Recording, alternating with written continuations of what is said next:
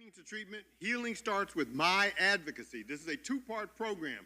The first part is going to be tonight, and then we're going to pick up again, continuing on our discussion tomorrow morning. And I hope we get to see everyone who's here now at both of the sessions. This program is hosted by the Mount Airy Church of God in Christ Church and also the Mount Airy Kingdom of Health Ministry, who will be hearing a representative from that in just a moment.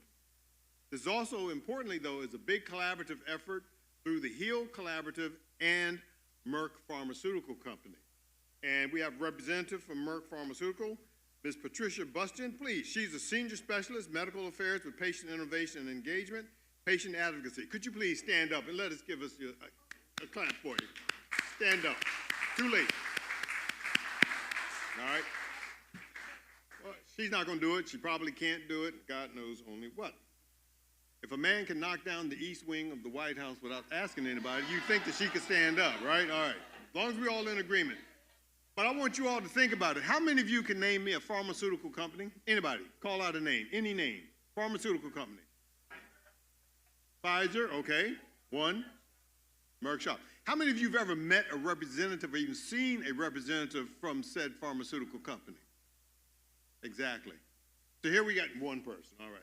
So here we have somebody from a major pharmaceutical company is helping bring a program into your home so that we can get information to make us and keep us healthy so we can have the best quality of lives that we can possibly have. And I think that's an outstanding thing. So that's why I would like for her to stand up, but she ain't going to do it. But let's still appreciate you clapping for her. Say thank you very much. If you notice in your package, which are chock full of all kinds of good information, one of the things that's in there is a pre-program survey and also a post-survey. Now, I won't be so presumptuous as to have you fill out the post-survey now, but please, if you would, make sure during the course of the program to fill out your pre-survey. These things help us in terms of developing programs in the future and let us know how well we're doing things. There is also a lung cancer questionnaire, a lung cancer screening questionnaire we'd like you to fill out, and there'll be more information about how to do that later on in the program. But please identify that and at least start doing some of the work on how that program is going to go. What's going to happen tonight? We're going to have welcoming. Then we'll have a presentation from a most interesting young lady who will tell us about her journey with lung cancer. Then we're going to take a break for dinner, but I don't want you to forget anything that she was talking about. Then we're going to come back with several presentations. After each one of those presentations, somebody's French fries are ready? Okay, just asking. Nah, don't worry about it. It happens to everybody. Probably going. In fact, now that you mentioned it, let me make sure mine is off. Yeah, no, don't worry about that. That happens. Not to worry. No, not to worry. Not to worry. We're glad you're here. We'll take you with that music. Not a problem. But anyway, after that, each presentation they'll speak, and then at the end of it, we'll have a question and answer session. But to welcome everybody and get things started off properly, I'd like to welcome Dr. Charlotte Morris, who is the Mount Airy Kingdom Health Ministry. Now, she's the coordinator. Now, what many of you, in just talking to Dr. Morris, she informed me of something that I was asking her what her PhD is in. She told me nurse midwifery, which is a fascinating thing. Don't correct me.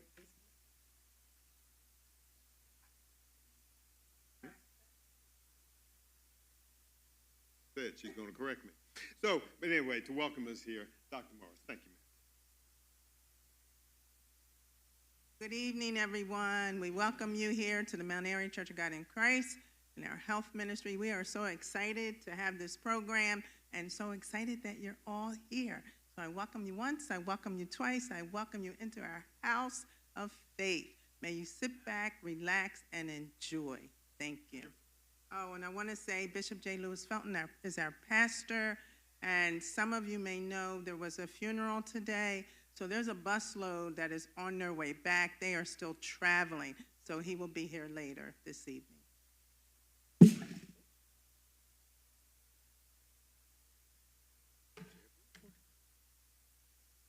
All right, let's just look to the Lord. Father God, in the name of Jesus, Lord, we thank you always for the opportunity to serve, to do things, to educate and inform your people. And we thank you for we know that when two or more are gathered together, you are here with us and you are blessing this event. Lord, we just ask that you bless the hearer, that they may hear, learn, and take away from this experience ways to live better. We ask your blessings in Jesus' name. Thank you very much. Thank you very, very much, Dr. Morris. Next, I'd like to bring up, as I said before, this is a collaborative effort with Mount Airy, Merck, and the HEAL Collaborative. And tell us a little bit more about what it is with the HEAL Collaborative. We have Ms. Shanika Bond. She is the Regional Director, Community Outreach and Advocacy Engagement with HEAL Collaborative. Ms. Bond.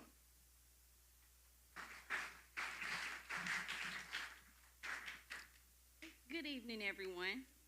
It is truly an honor to be here with you all today at Mount Airy Church of God in Christ, a place rooted in faith, family, and community. My name is Shanika Bond, and I represent HEAL Collaborative, Health, Education, Advocacy, and Learning. Our mission is to advance health equity through education, empowerment, and collective action, especially in communities that have been historically underserved and overlooked. We are gathered this evening to not only learn, but to lift each other up through awareness, action, advocating for ourselves and each other.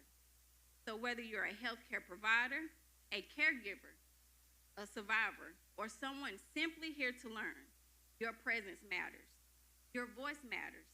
And together, we are moving toward a future where everyone has the knowledge, the tools, and the support they need to live a healthy life. Thank you. Well done. Thank you very much, Ms. Bond. And again,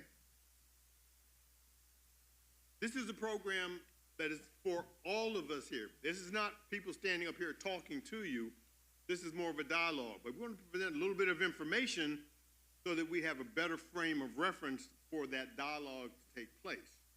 And I think one of the most important things that we do is we have a presentation. We get to hear from patients. Because it's one thing to hear from healthcare professionals who we vicariously go along this journey with our patients. But it's a whole different ballgame when the patients have a chance to speak and speak their truth. And it's really important when we have someone like Ms. Jamie Knox, who is a lung cancer survivor and a patient advocate, who's the one delivering this message. Ms. Knox, and I'm not going to call you Jams, though I don't really understand that, but she was diagnosed with stage 4 cancer, and she's been going to her treatment and survival now for 7 years. And we all applaud you for that. And throughout it all, she has been very, very active. She conducts podcasts. She actually owns a radio station, which is not going on right now, but she still does a lot of podcasts, and she advocates for lung cancer awareness and, again, pushing lung cancer survivors. She is a fitness enthusiast, and she was telling me about how she likes pool, and when I thought about the fitness enthusiast, I naturally assumed she was swimming in a pool. No, she's a pool shark. So, as one of those billiard-type pool players, but that's okay. This is a no-judgment zone, I promise you. But the great thing about her, though, she has the support of many friends and family, and with her today is her father, Mr. Steve Bold Sr. Mr. Bold, why don't you stand up for having such a great daughter? Thank you. So we know that Ms. Knox is going to be on her P's and Q's since her father is here to check on her and make sure she does the right thing. I give you Ms. Jamie Knowles to tell us what it's really like for the patient journey.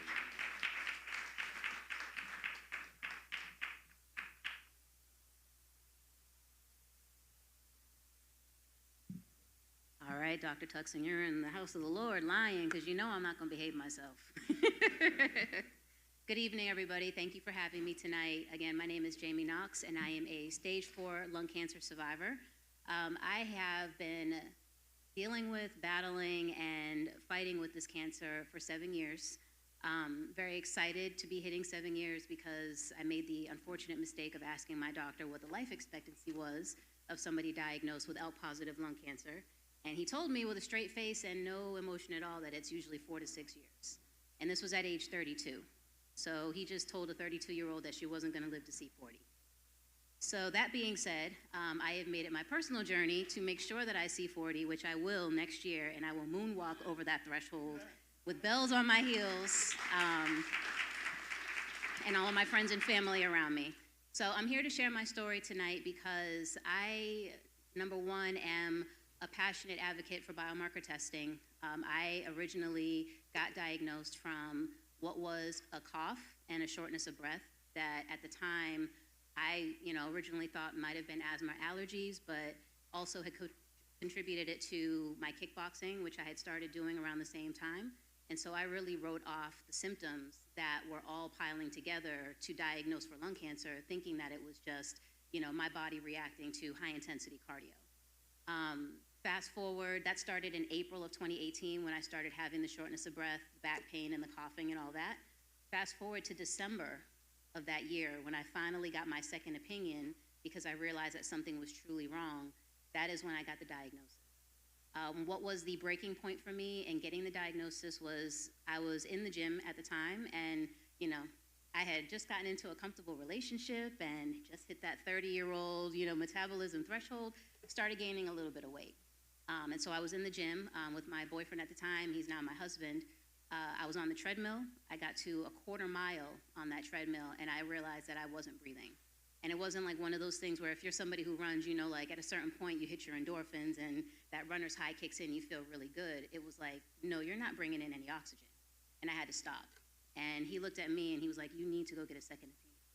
And that was in October. So because I was a new patient, my second opinion didn't come until December. So I went into that doctor's office thinking maybe I had pneumonia or, some kind of cold that had just, I let spiral a little bit too long. And I walked out of there, not realizing. And actually, I have to shout out my best friend who's sitting in the room because she's the one that kind of really pushed me to go to the doctor.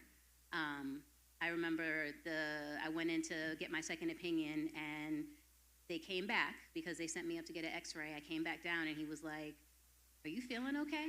And you never want to hear a doctor say that to you.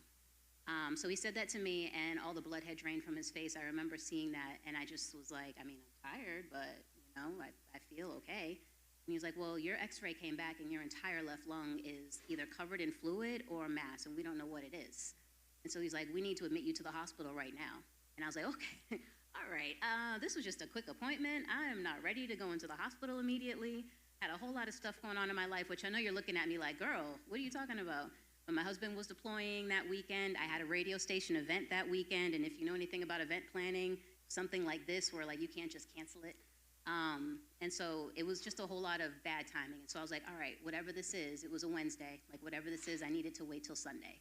And so on Sunday, my best friend texted me, she's like, so you're gonna go to the hospital, right? I'm gonna come up there and we're gonna go to the hospital tomorrow, right? And I was like, all right.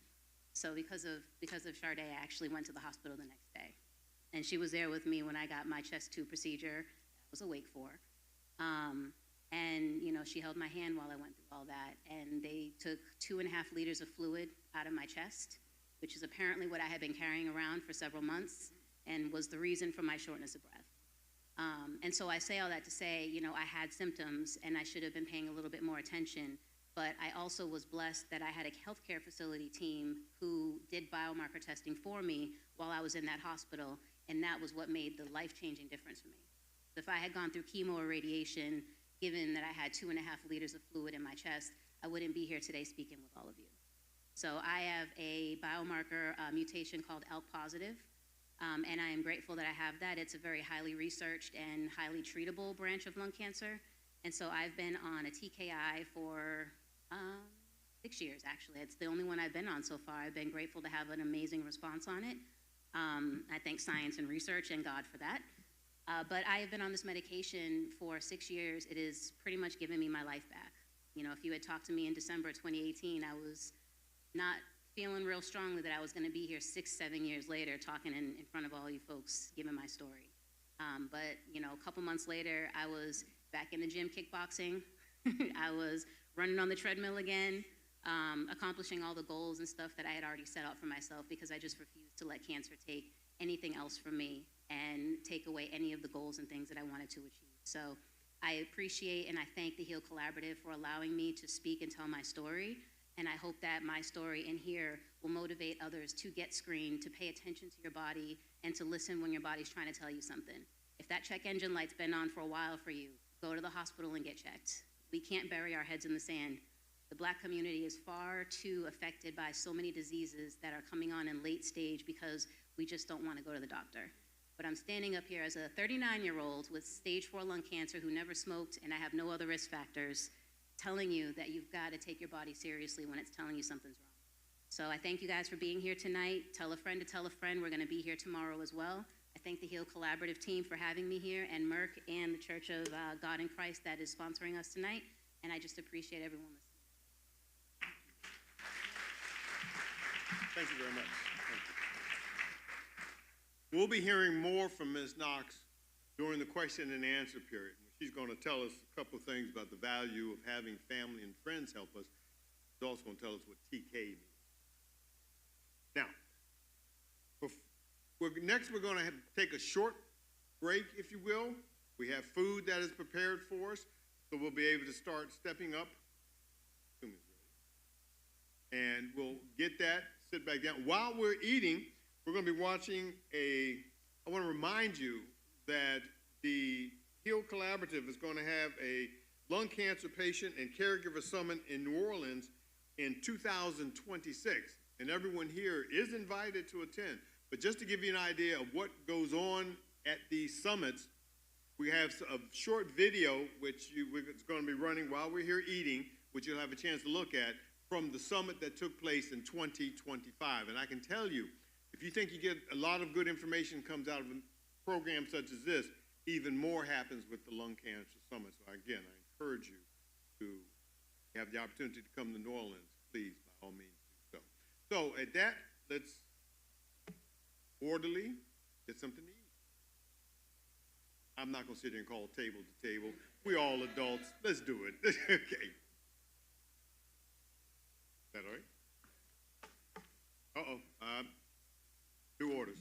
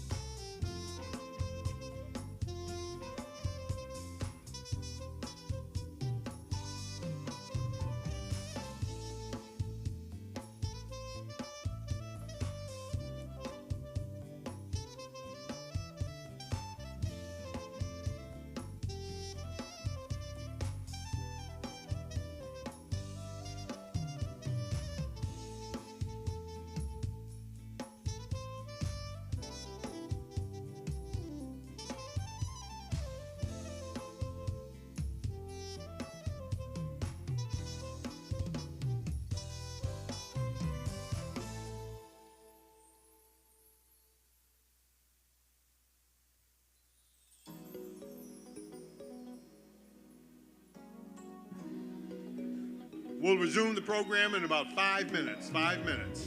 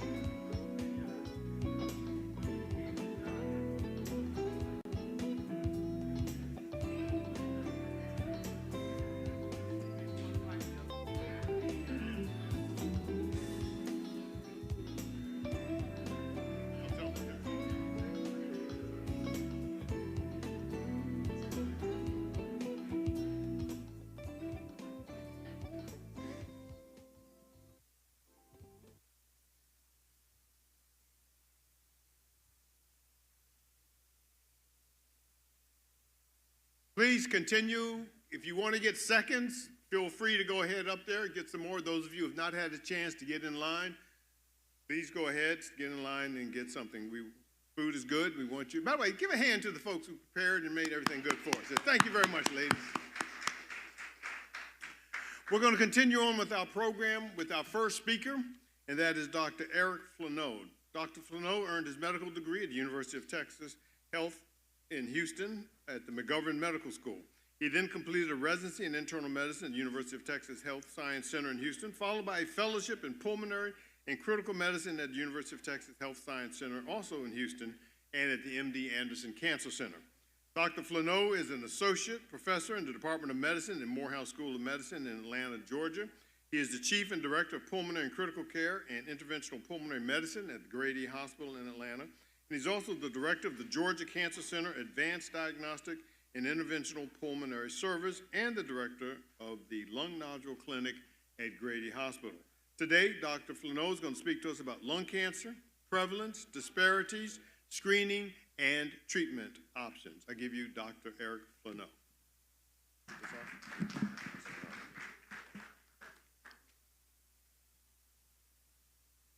All right, thank you. And thank you for coming out tonight. I know it's, it's tough to come back and whatever else. And don't worry about, you guys just go ahead and keep eating, because I learned a long time ago, don't get in the way of anybody's eating. So that's very important. But I have a hard task right here. What I have to do is talk to you a little bit about exactly what lung cancer is, how it affects African Americans more than it affects other cultures, and then a little bit about screening, a little bit about treatment, but the important aspects of things that we should keep in mind as it affects our population.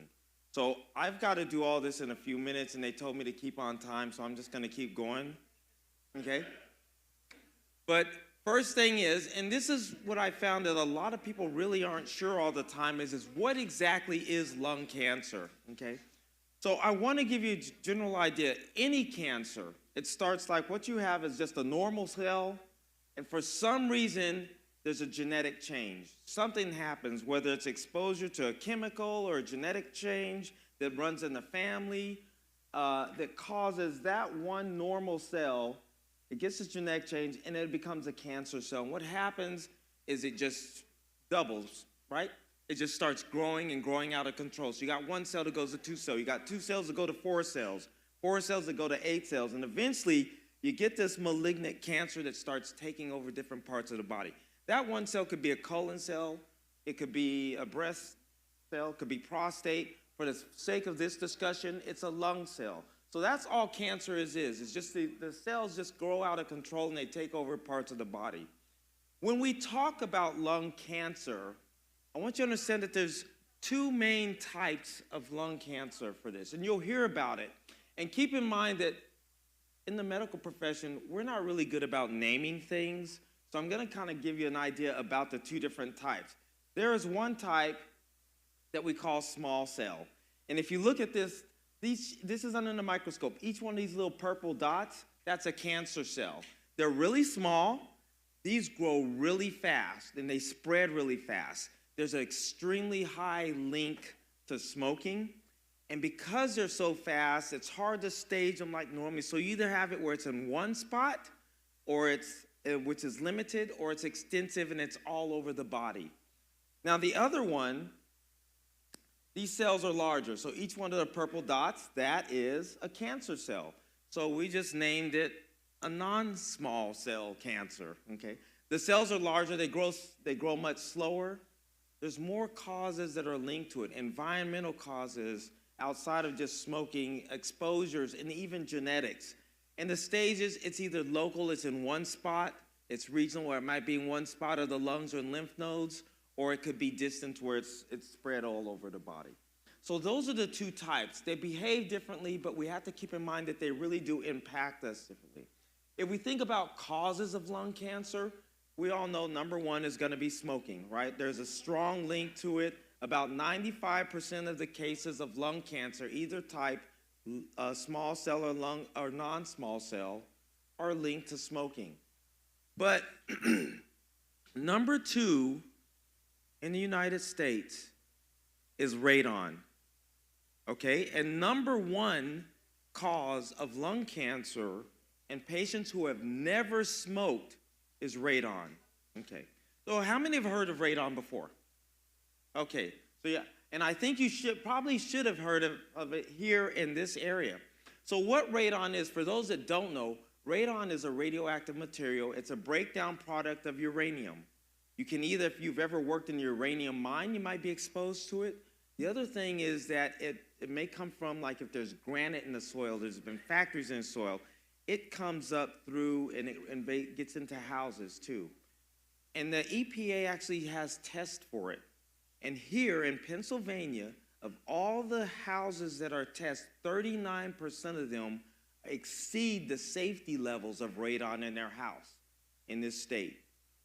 That's almost 40% of the houses that you could just randomly test are above the high safety level there. So it's the number 2 cause of that. There's other things, there's asbestos, there's pollution, chemical factories, especially in the steel factories in the factory towns. And then just having lungs. You heard a very powerful story earlier that not a smoker, a very healthy person develops lung cancer because there's other causes that we're still starting to figure out here.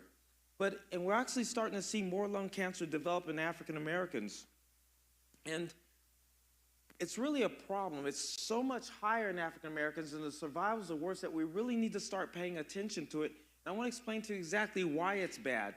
So if we think about the new cases of lung cancer, and this is for your state specifically in Pennsylvania, here's the national average. You guys have a high rate of lung cancer. I have a suspicion that it is smoking, because I'll show you your smoking rates a little bit, and I have another suspicion that it might be related to radon. And the other thing about those other risk factors is if you have one, yeah, it has a certain percentage that it gives you a risk factor. But if you have multiple, it's not like you add those risk factors together, you multiply them together. So for example, if I smoke and I have exposure to asbestos, which is 6%, 6% increase in 10%, it goes up to 60% chance of developing cancer. So these are factors that we need to know about and what we're exposed to, especially here in Pennsylvania. All right. And when I start thinking about lung cancer and these healthcare disparities, these things that differentiate the inequity, or these inequities that differentiate us from other patient populations, a lot of times when we start talking about disparities, first thing we think about is race, right? It's racism, right? But it's not always that. There's a little bit of it. We can't push that out the door, but we have to think about it in different terms if we're going to get a hold of it. And I want to give this to you because I think it's important to have some degree of education about health and literacy, because we won't get rid of these disparities, these health inequities, if we don't have health literacy to help. So if you think about it in terms of health and health care, and when we talk about health, we talk about, one, our biology, because you ask anybody, they'll tell you, we're different than other people. And it's a reality, and I'll show you proof of that. And then the environmental exposures and all those things that impact your health. And then there's health care, right? And whether or not there's opportunities to have it detected early, if there's opportunities to get staged, if there's opportunities to get the treatments that are available to other populations. And all of these intersect, and these develop either the balance or the imbalance of healthcare in the United States. So specifically for blacks, well, blacks have the highest death rates despite smoking equally to other races. Okay, I want you guys to think about this, right? You can smoke the same as someone that's white or Latino, but you're gonna have a higher rate of lung cancer, okay? So that tells you something about that. Blacks are less likely to get screened, less likely, and if you don't get screened, you're less likely to get diagnosed early, and then you're gonna be less likely to qualify for treatments. So here's just an example of how bad this is. So these are statistics specifically for African Americans. And what we're looking at on the top level are the estimated new cases of all types of cancers that we expect to see this year.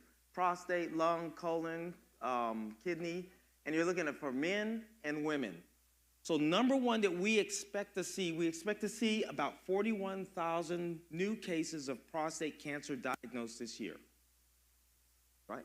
And for women, it's gonna be breast. But if you look at that, so it's number two. And if you make the comparison between prostate being 41,000 and lung cancer being about 13,000, so it's about 3 times as much, right? You're gonna have 3 times as much prostate.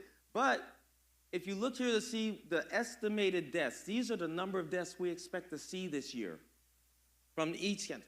Lung cancer goes to the top. If I were a betting person, I would have said, well, there's 3 times as much prostate cancer. I expect more people to die of prostate cancer. That's not the fact. So something thinks that lung cancer is more aggressive in African-American men than even the most common ones. And look at breast cancer. It's going to be the same for women, right? Breast cancer is number one. Again, 3 times as much, right? But if you look at it, now breast cancer still stays number one, but you're talking 6,800 versus 6,200. It's about the same. So still more aggressive in African-Americans than the number one cause of the cancer, which is about 3 times as much.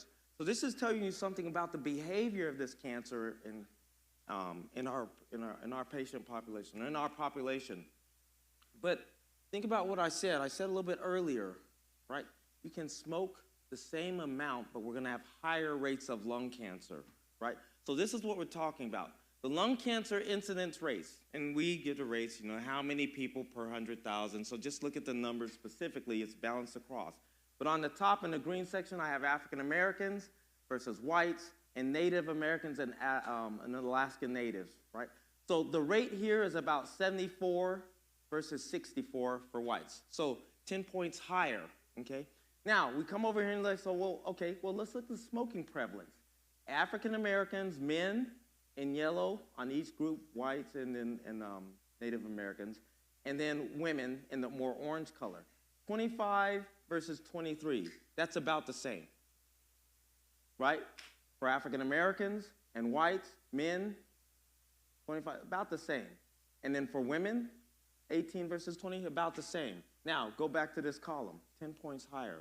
So you smoke the same, but you have higher rates of lung cancer. And you really want to see the difference. You really want to prove that there's something different about different populations. Look at the Native Americans, right? Especially the men, right? They're smoking about twice as much, but they're about half as much on the lung cancer.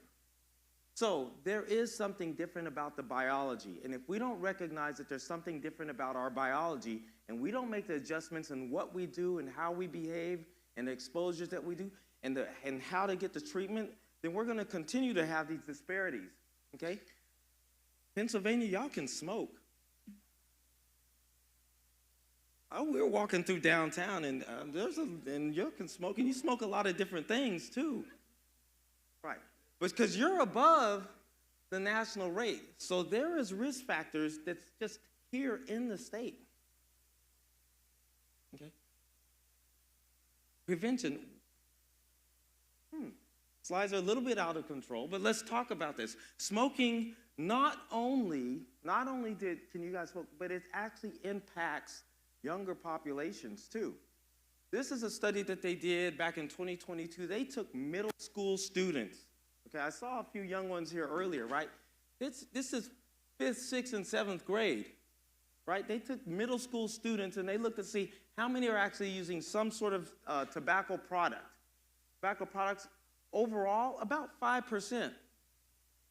About 5% of kids in junior high school, right, of any product, and the girls were more than the boys, right? And you're starting to see, and these tobacco companies, they target them. We've seen that they target them with the electronic cigarettes and those little puffs. So they're candy flavored. They have the flavors that, one, the parents can't pick up the smell as much, and that they feel that they're getting away, and it's something that's enjoyable to them, but not knowing that the nicotine amount there is what's keeping them, and you're getting those young brains addicted to the nicotine that gets ingrained. And what happens when they run out of money? Because those things are expensive, they go on to the cigarettes. So these numbers continue to go up when they get into high school. Okay? Important part of this, and I'm going to say this again, the kids, how can I say this? We can't teach our kids not to smoke if what? If they see us doing it, right? And so we have to think about that prevention point, okay? The other thing is, I've learned a long time, we've set up our lung nodule clinic about 9 years ago, and we've been really focusing on screening, our screening efforts. And there's a lot of untold truths. What I've learned to ask patients is not, when did you start smoking? How much do you smoke? I had to start asking, what do you smoke? Right? I found that out downtown today. Okay, so. All right, so here's the thing about it, and we always talk about nicotine, right? Nicotine. Nicotine is the addictive agent inside of tobacco, right? That's what keeps you coming back for more. Nicotine is not a pretty drug, right? It's extremely addictive. The only other two things that are more addictive than nicotine, heroin and cocaine, right? But it is legal, right? If it were a new drug coming out today, the FDA would have a problem with it because it is that addictive. But because they know that it is that addictive, it's tightly controlled in cigarettes, right? So we know that every cigarette has about 8 milligrams of nicotine in it, okay? But when I ask, what do you smoke? And I had a young guy, he's 39 years old, he has stage 4 cancer, and he said, Doc, I don't smoke that much. I only smoke 4 a day. I said, 4 what? He said, 4 Black and Milds. I said, oh, the small cigars. He says, yeah. I said, you know how much that has? Yes, 100 milligrams in one of them. That's about 12.5 cigarettes, right? So if you're doing that, if you're doing 4 a day, you're a 2-pack a day smoker equivalent of nicotine. And those large cigars, because you know, people are, oh, we go to the cigar bar and, we get some of these and whatever. That's 200 milligrams, right? Yes, 25 cigarettes. That's a pack. It's just, it's cute. We're watching the football game. Yeah, it's not so cute, right? But the tobacco companies knew this, right? Not only do they target the kids, they target certain populations. And you know what? You think they're named Black and Milds by accident. No, they're targeting specific populations, right? And if you start looking at these new things, the electronic cigarettes, right? And you see the big old puff of smoke that comes out when they're using them, whatever else. So we know a pack of cigarettes is about 20 cigarettes, right? If you take the jewel pods, that's about 41 equivalent of nicotine. You get this puff bar, and this is the one I really have a problem with because not only do you get a lot of nicotine with it, but it's menthol flavored. So they use the menthol to soothe it so it's not as irritating. So you say, okay, well, it smells, it tastes good, whatever else. I'm getting addicted to the nicotine, and it's not burning my throat, right? And that's what keeps coming back. And this one's just, this newest one is about 90 cigarettes. You see people go through 1 or 2 of these a day. Right. Yeah, I hear that. Yeah, these hookah bars. You guys, anybody been to them? Don't raise your hand. Got you. So the hookah bars, I'm not a fan of the hookah bars at all because of the the nicotine exposure that you're gonna get from those, right? So if you guys are not familiar, they come in and they put the little thing there and everybody's passing the little thing and everybody inhaling and they're puffing and stuff like that and it's a group of 6. You pay for like an hour session from that standpoint. So the first problem I have with that is like if I go out with a group of friends and somebody has, a milkshake or something, they say, here, take a sip of this. I'm looking at that straw kind of crazy because I don't know where your mouth has been, right? But now they're passing this around, and not only that, but you got everybody's breath around here, and this is in and out of their mouth, and they spend a session for about an hour, and each person gets about 200 puffs in that one session, plus the secondhand smoke, and it's about the equivalent of 100 cigarettes in one session, right? And so you think this is a benign thing, but it's a very popular thing because the problem with that is not only are you having this one exposure with that much nicotine exposure occurring in the session, but it's socially acceptable, right? And it's the fun thing to do, and it's downplayed, not realizing that your brain is picking up on that nicotine and it's embedding them as an addiction. And as you grow up, your brain is still growing until you're about 25, right? And then it's maturity. So this is embedded in there, and that's what makes it harder for people to quit. That's about 5 packs in one sitting. Got it. The targeted advertising, and I put this up because there's people of different ages in here, right?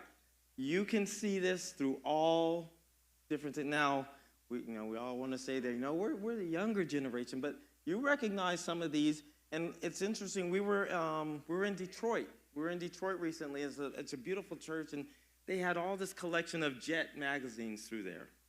And as you just went through and I flipped over one and whatever, there's always one of these on the back of them until about the late 80s, right? Because it was targeted. And in fact, it was so bad, it is so bad, the targeting for African Americans, for every one magazine, article, or advertisement that had non-African American person in it, there were 10 that had black people in it. That's how much the targeting was there. And they knew exactly how to do so. And even now, when they're switching over to vaping, there's whole manuals. You can look this up on the internet. There's whole manuals and instructions on how to market and target people for vaping, right? So this is an industry, and they're good at it, right? They really make it, just relax, stop smoking, relax and get cancer, right? The whole process. And this is from a European journal. But even in the European journal, being African Americans. All right, where do I start here? Got you. So here's the thing, and it's, they're going through on marijuana's legalized and it's acceptable. So like, for the longest time, we did not have a way of knowing whether or not smoking marijuana had any relationship to developing lung cancer. But now there's been studies that have shown, and what they have shown is if you are a heavy marijuana user in this study, that you have a twofold risk of developing lung cancer. Heavy.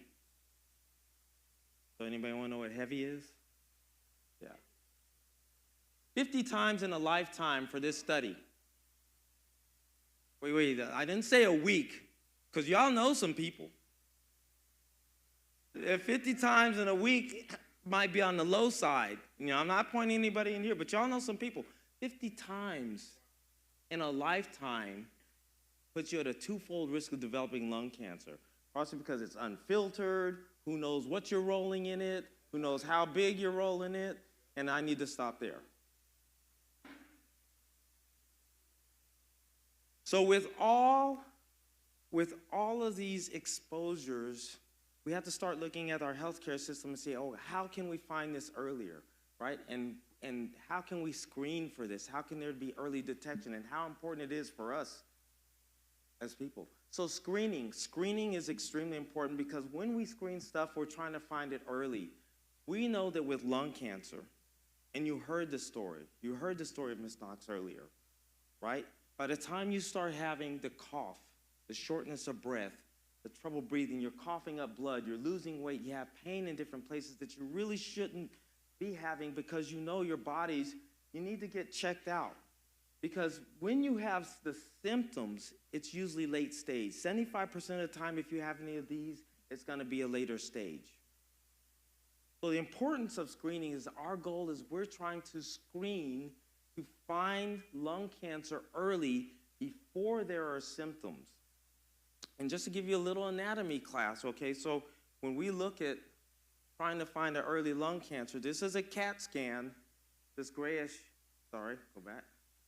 The grayish area, and here's the lungs, here's your heart, these are ribs around here, and this is a little lung cancer that was caught early. So, if you ever see somebody that bruises their ribs, right, or gets a punctured lung, it hurts. It hurts because there's a whole ton of nerves that are around the edge of the lung, okay? Or if it happens to develop in the throat or one of the bronchi, there's a cough that comes up. But in the middle of the lung, where there's none of that, there's no nerves. So if you have this small little lung cancer developing there, it's growing unchecked, unrecognized. So that's why you have to screen and actually look for it if you have the risk factors for it. Because we know that if you screen and you detect the lung cancer by screening, you have a 25% less chance of dying of lung cancer. So the screening part's important. So who should be screened? There's criteria for this. And if you don't know this, I see some people taking your pictures. Take your pictures of this. This is important. Okay, so the criteria for screening, if you're between the ages of 50 and 80, right, that's going to be screened. And then we calculate this thing, and we call it a pack year. It's really simple to calculate, but if you have at least a 20 pack year or more history. So what that is if I smoke 1 pack a day for 20 years, I have a 20 pack year. Okay, if I have 25, 20, 21, 22, all the way up, you qualify.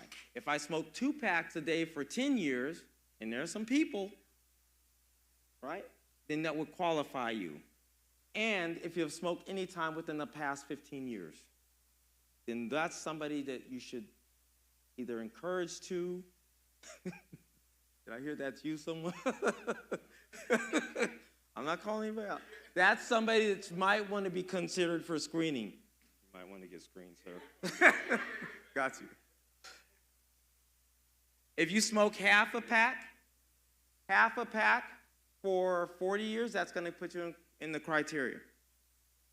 Now, I suspect that this criteria is going to change.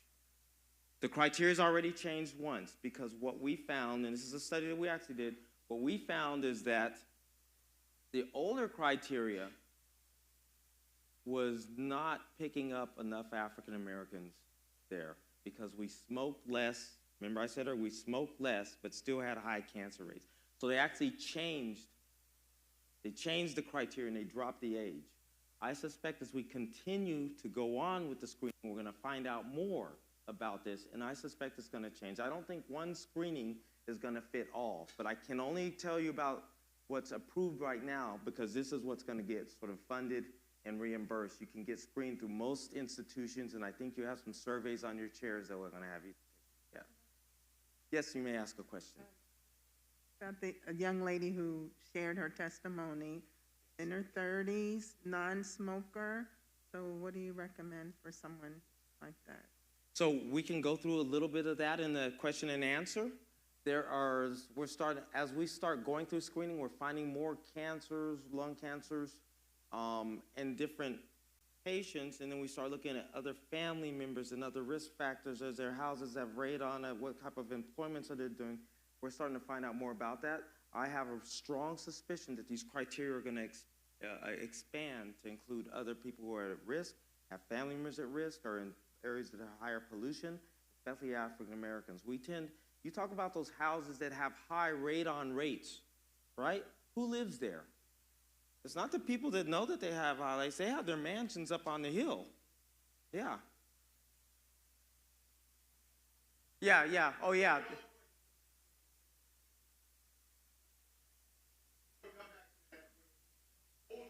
Yeah.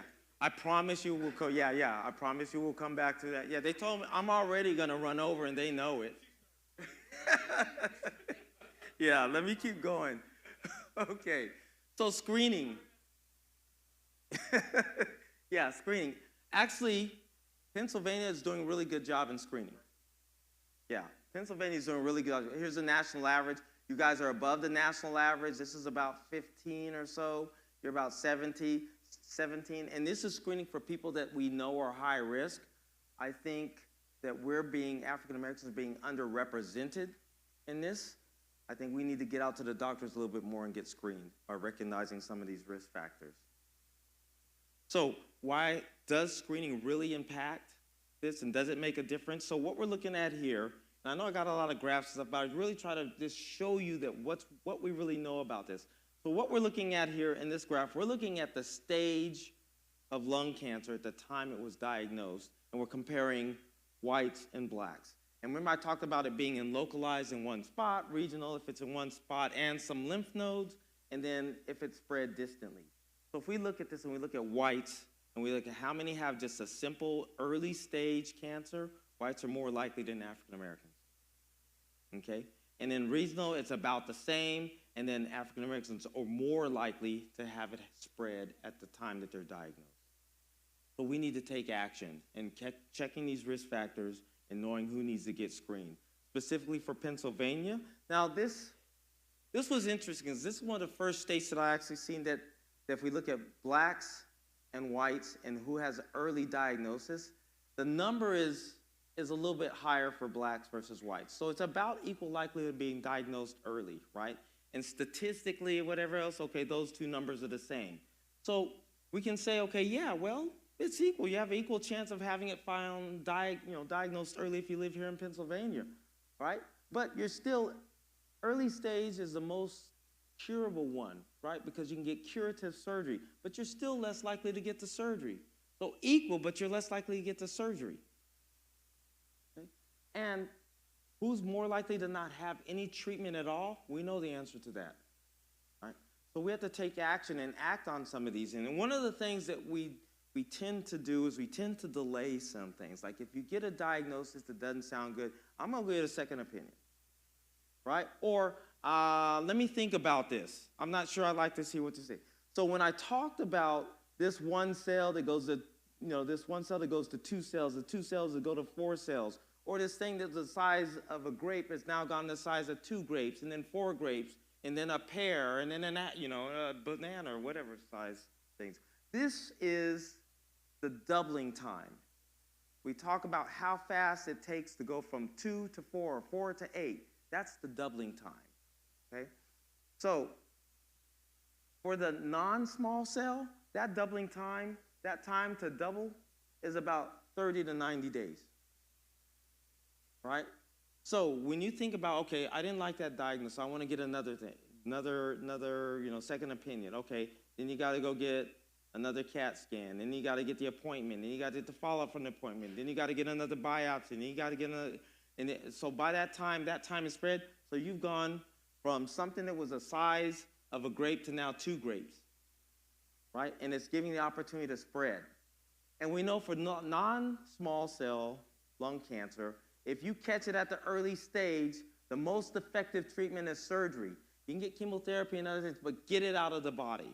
Now, we tend to duck away from surgery. We think, oh, if you cut on it, it's going to spread and whatever else. That's a myth, right? If you got the opportunity to get it out, get it out. That's the best opportunity for cure, okay?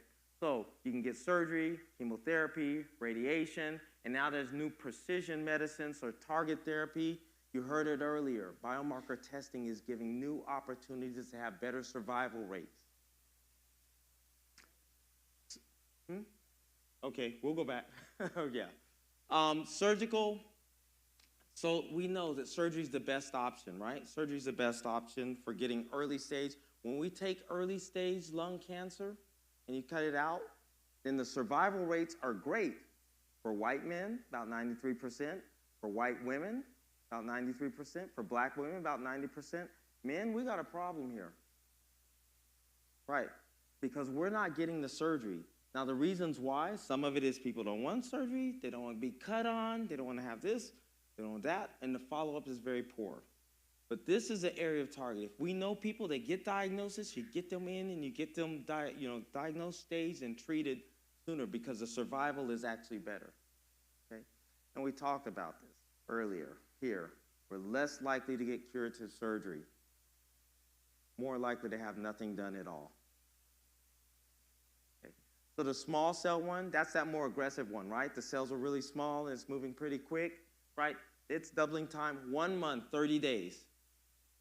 When I have a patient and I biopsy them and that biopsy comes back as small cell lung cancer, that time clock starts ticking right that minute because we don't have time to delay to come for this follow-up and now get this done and get this done because it's doubling and it's going to spread fast. We need to get them moving through the system because it's the most aggressive that only about 5 to about 10% will still be alive in 5 years. And if you have the extensive stage at the time you're diagnosed, where it's already spread, the median survival is about 6 to 12 months, even with therapy. And only 10% of people are still alive after 10 days, after 2 years of starting therapy. So this is very aggressive. We don't have time to delay, time to think about this. I'm not sure if I want to go through this. We got to make up our minds and move through the system pretty quick. Okay. New treatments. Most of the treatments, because you only have the 2-stage, it's either chemotherapy or radiation. Okay. There's some newer clinical trials out on immunotherapy, but this is the more aggressive thing. But these clinical trials, a lot of these clinical trials, and I talked about the initial screening criteria, it left a lot of us out. We weren't getting the same rates of diagnosis of early stage lung cancer as other populations. And part of that was because of history, and we understand it, there's distrust of some of these trials, that we're not participating in them. And so even though our population is represented higher, 15 to 20% of the nation's population is African Americans, in the initial study, only 4% were represented in the screening trial, which means the information that came out of that trial didn't represent us because we weren't a part of it. And so the criteria left us out, and part of it is some of us have left ourselves out. I think if we have the opportunity for clinical trials, there are some benefits for it. One, we know Tuskegee and the other things, and it's felt like you're being experimented on, that you're being withheld from treatment, whatever else. Yes, but that was stopped, it was recognized, and what happens now is it's so tightly regulated that if you're in a clinical trial for cancer, you're getting a medication that's already gone through the safety trials, right? And you're not going to get a placebo. You're not getting a sugar pill while they watch something else going on. You're either going to get the standard treatment or you're going to get the new treatment, which has already gone through the safety trials. And what that does, it does a few things. One, you have opportunity of getting new treatment and the follow-up and all the scans done, and a lot of that gets covered. And it gives the medical profession an understanding of how a lot of these treatments work in African Americans, and it affects our population from not just the effect of the medications that are used, but also from some of the side effects that we feel, that we may experience, the weight loss, the other pains that come along with it, right? We get a better understanding of what works best in our population. And for those that are underinsured, you have opportunity for treatment, so you don't get left out, and that may extend your life. So the take-home points, right? Prevention. Again, we have to start early. It's great for people to stop smoking. I think that's great. It's great for people to get screened, especially if they know that there are risk factors for having lung cancer there, but it's also about keeping these people from starting. Recognize and know. If you know somebody that fits this criteria, I would encourage them to get screened, right? Because it can save a life. And then clinical trials. You have an opportunity for a clinical trial because only about 6% of African Americans are participating in any cancer-related trial, right? We're being underrepresented. And so the criteria, the treatments are being gauged for people that are not us. Okay, thank you for your time.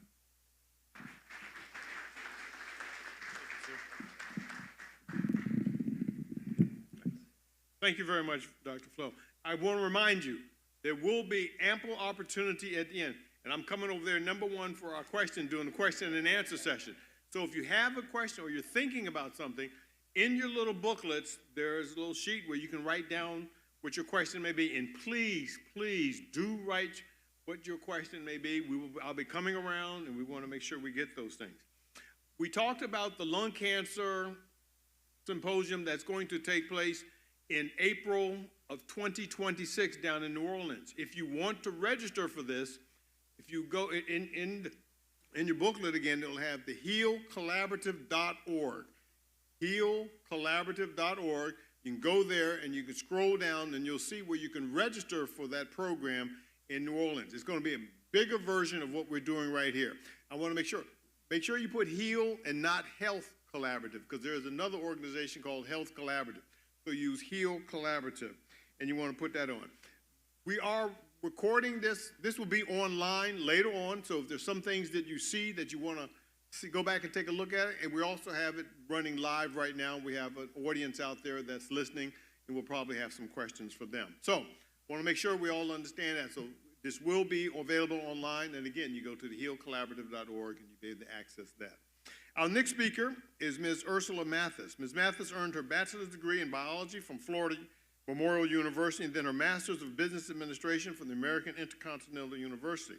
Until this past June, Ms. Mathis was the director of the oncology service line at Phoebe Putnam Memorial Hospital in Albany, Georgia. She is now at the same location, the vice president of operations for the Physicians Practice Group.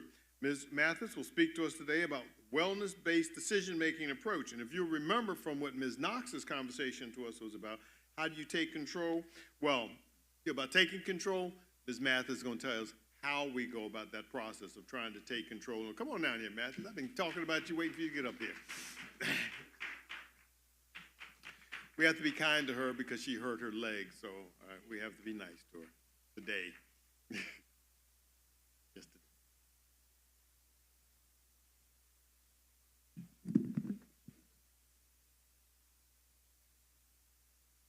Yes.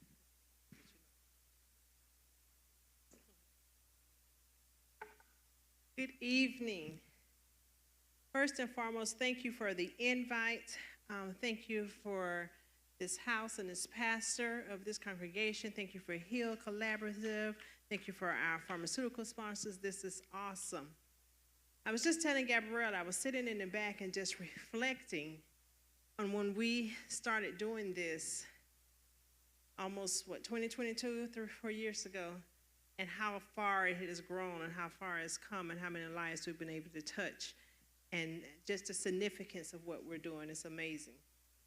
And I'm so fortunate to have been chosen to be a part of it. So I want to talk to you briefly tonight My segment is very short because they know I get a little long-winded. But I'm going to speak with you briefly tonight about shared decision-making. And when we talk about shared decision-making, Dr. Felton taught us about the screening guidelines and how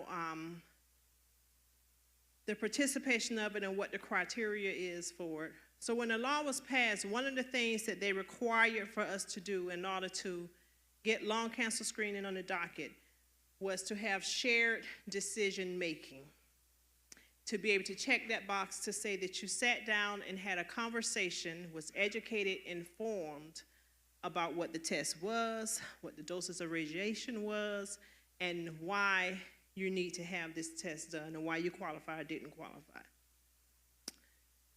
But as we talk about that, and that's a checkbox, they are supposed to be doing it, but isn't that the conversation we need to have for any and everything we do in healthcare? Isn't that kind of the conversation that when you see your physician, you want to be able to sit down and say, why I'm having these signs and symptoms? Why you want me to take this medication? What's the reason or the side effects of the medications or this treatment?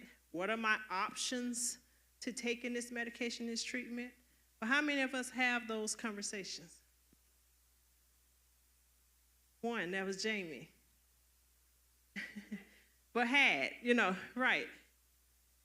And we don't have those conversations. For one, we perish because of lack of knowledge. Secondly, fear of outcomes. And fear of next steps. What does that mean for me? What fear of, now what? So it's an avoidance thing on our behalf. And some of us are just not comfortable with speaking with our healthcare providers. Some of it's our own psychology that, like Dr. Felton said, we say this racist, it's disparities, is all these other things going on in healthcare. All that is true. But who can advocate for you and your situation better than you? Who knows you better than you? Who knows the truth, the whole truth, nothing but the truth? You. So you have to be comfortable with demanding these conversations. You got to do your own research. You got to go in asking questions. You got to be willing to listen. You got to know how you want to approach your providers. You want to build that relationship. If you got one that you can't talk to, you got the wrong provider, go find you one that you can. You got to know your medications. You can't come in and want to have an effective conversation and you don't have everything that you need to have the conversation. Can't come in, I take a white pill in the morning and I think I take how many pills white? You got blood pressure, but you don't take your blood pressure medicine because the things mess up some other things, but then you're going to be dead and ain't none of it working. So what are we doing? If we can't have these conversations and be real with ourselves first, to meet ourselves where we are. So we got to be able to have conversations. You can go to the doctor. If you can't remember the pills, I can't pronounce the name of all the medicines. I worked in a cancer center for years. I can't pronounce cancer drugs. They change every day. I don't know what they're naming them after. But I tell my patients, write it down. Take a picture. Keep a ledger. They ask you what you're taking, give it to them. You know how many people we see that come to our health fairs, come into the cancer centers on 2 and 3 different of the same medications? Because they go to urgent care, they go to the ER. At the time, if their pressure's up, they put them on a blood pressure pill. Because they don't know what they're taking at home, so they say, take this, they go back home, they take that and that. You've got to know what's going on with you before you can put yourself in a position for somebody to help you and be able to go to step 2. Another reason why we got to advocate for ourselves and we've got to be honest about meeting ourselves where we are, knowing how we're going to navigate our journeys, being sensitive to cultural differences between you and your providers, to what your beliefs and what your preferences are, what your outcomes are, what you're willing to do and what you're willing not to do. We have to be open-minded about it. But when we're diagnosed or when we go to the doctor or when, whether it's cancer, high blood pressure, diabetes, and everything, illnesses affects more than the patient. When you're diagnosed with anything, it affects your loved ones, your caregivers, your children, your livelihood, your job. It's a domino effect. So if you don't have your support system intact, that matters when it comes to your prognosis and your outcomes. If you can't have a real conversation with your physician, your loved ones, your prognosis matters, meaning your outcomes, your journey changes, the trajectory of your healing is based on these shared decision-making conversations, whether it's with you and your family, you and your provider, you and God, and being real with you and yourself. We need to know our family histories. Genetics matter. Genetic testing matter. We need to know our family histories and why it matters. And we need to not be afraid to ask questions. It's okay if you don't know. You know why they have specialty physicians? All physicians go to medical school, but all physicians don't know everything. We have a specialty physician because you specialize in that area. So I got to come ask you that question. I don't specialize in OB. Specialize in oncology. So no question is a bad question. If you want to know, ask. When you ask, you don't understand, say, I don't understand. Break it down a little bit more. Tell me more. Where can I get more information? Who else can I ask? Even when we're talking about our lung cancer journeys, and I'm going to talk about lung cancer a little bit because that's the forum that we have, but I talk about self-advocacy for everything. We advocate for everything in life except for our health. We advocate for our children. We advocate for jobs, positions, anything that involves money. We advocate for our churches, God. We advocate for just about everything but our health. So we smoke. We drink. We don't exercise. We eat what we want to eat, when we want to eat, how much of it we want to eat.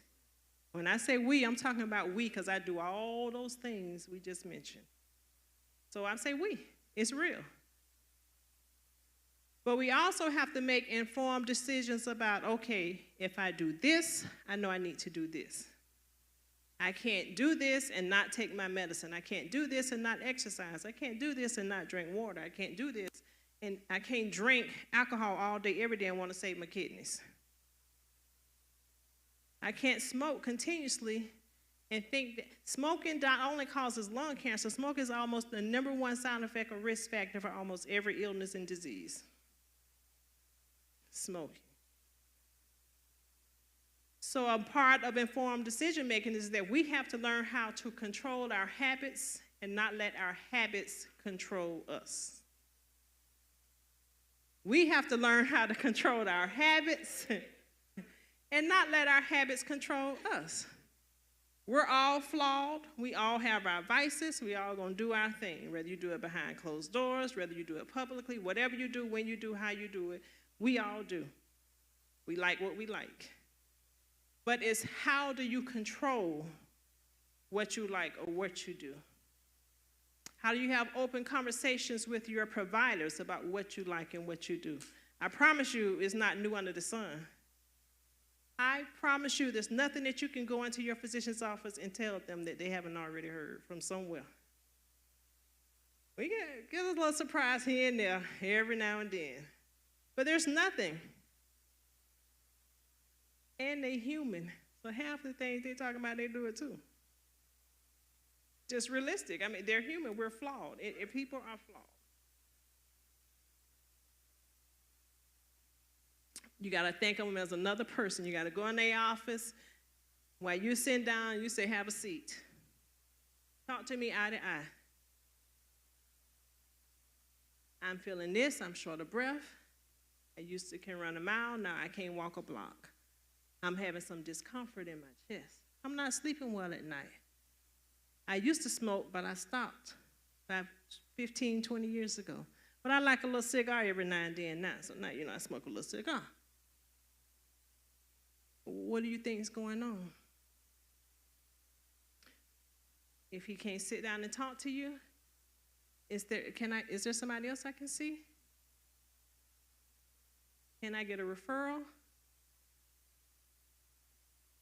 And no don't mean no. If you can't get it from there, go get somewhere else. We are the most creative, and I always tell a resourceful ethnicity and group of people in the world. But we don't use those resources. We don't use that grit. We don't use that. We rather say, I was discriminated, because to me, that's what we're used to, and that's easy to just deal with and go home and say, we'll wait till somebody else calls or till something else happens. Then we end up in the ECs with late-stage diseases. No primary care physicians. Your primary care physician is the quarterback to your health. You have to have a primary care physician. If you don't have a primary care physician, go get one Monday without hesitation. Even if nothing is wrong with you today, if you don't have a primary care physician, go get one. That's the quarterback to your health. When you show up, your primary care physician should already know your blood type, what medications you're on, what you're allergic to, your side effects, everything. Whether you have a history of breast cancer, whether you got a family history, whether you have some type of heart disease and need a blah, blah, blah, everything. When you show up in the cancer center and you don't have a primary care physician, I saw Dr. Felton talking about how those cells just double when we wait and we wait and we wait double over time. We have no choice but to wait, because we can't treat you till we can figure out all these other things that's going on. We got to get your blood pressure under control. Now we got to send you to the cardiologist. Make sure you don't have any type of heart disease before we can treat you with certain chemo drugs. Because if you've got heart disease, it's going to wipe you out. Now we got to make sure we can't do the CT of the abdomen and pelvis, because your bond and creatinine is abnormal. All of that delays treatment. And I see it every day. I love my people, but the first thing they say, well, Miss Ursula, the other lady came in there, she said she had stage 2 too, and she started chemo yesterday. She had a doctor. Her medication was under control. She didn't have high blood pressure. We didn't have to deal with the comorbidities first.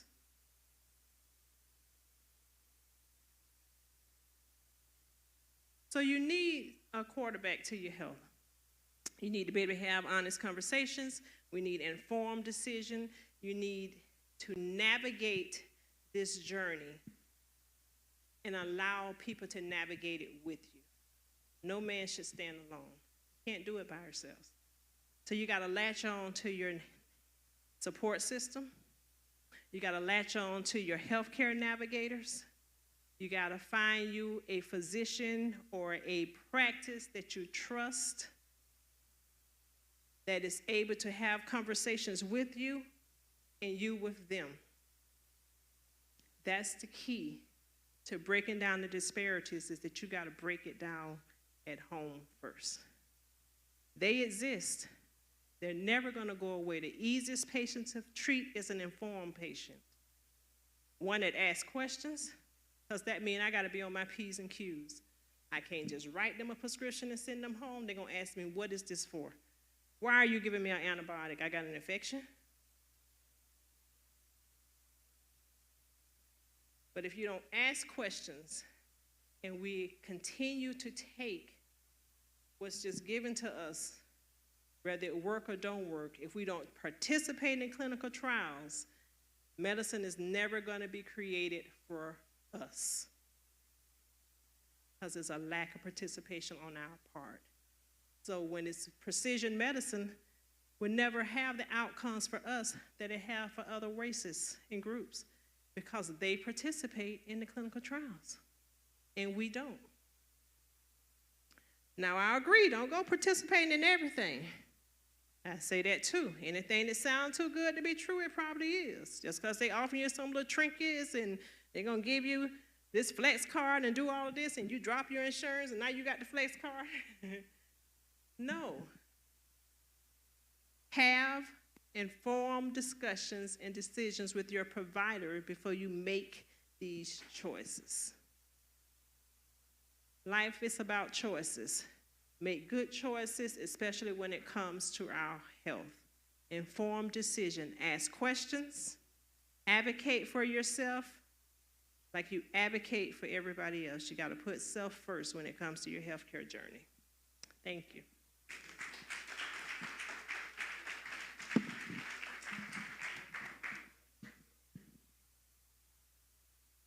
Thank you very, very much, Ursula. I think, come on, give her another hand. That's just outstanding.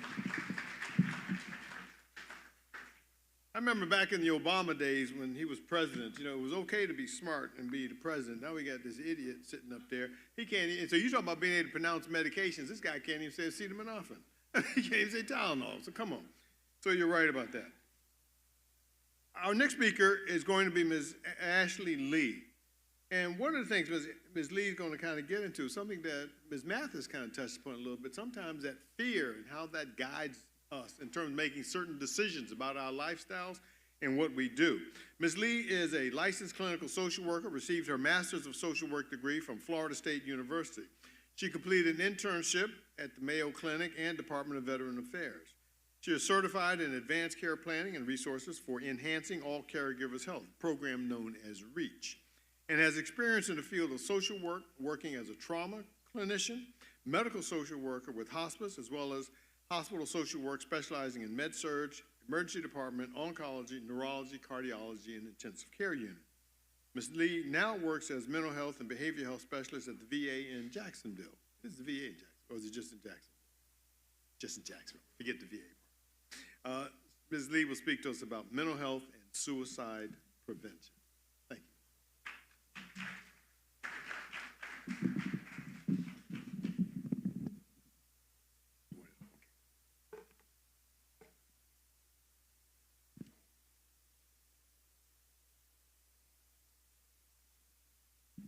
That's me.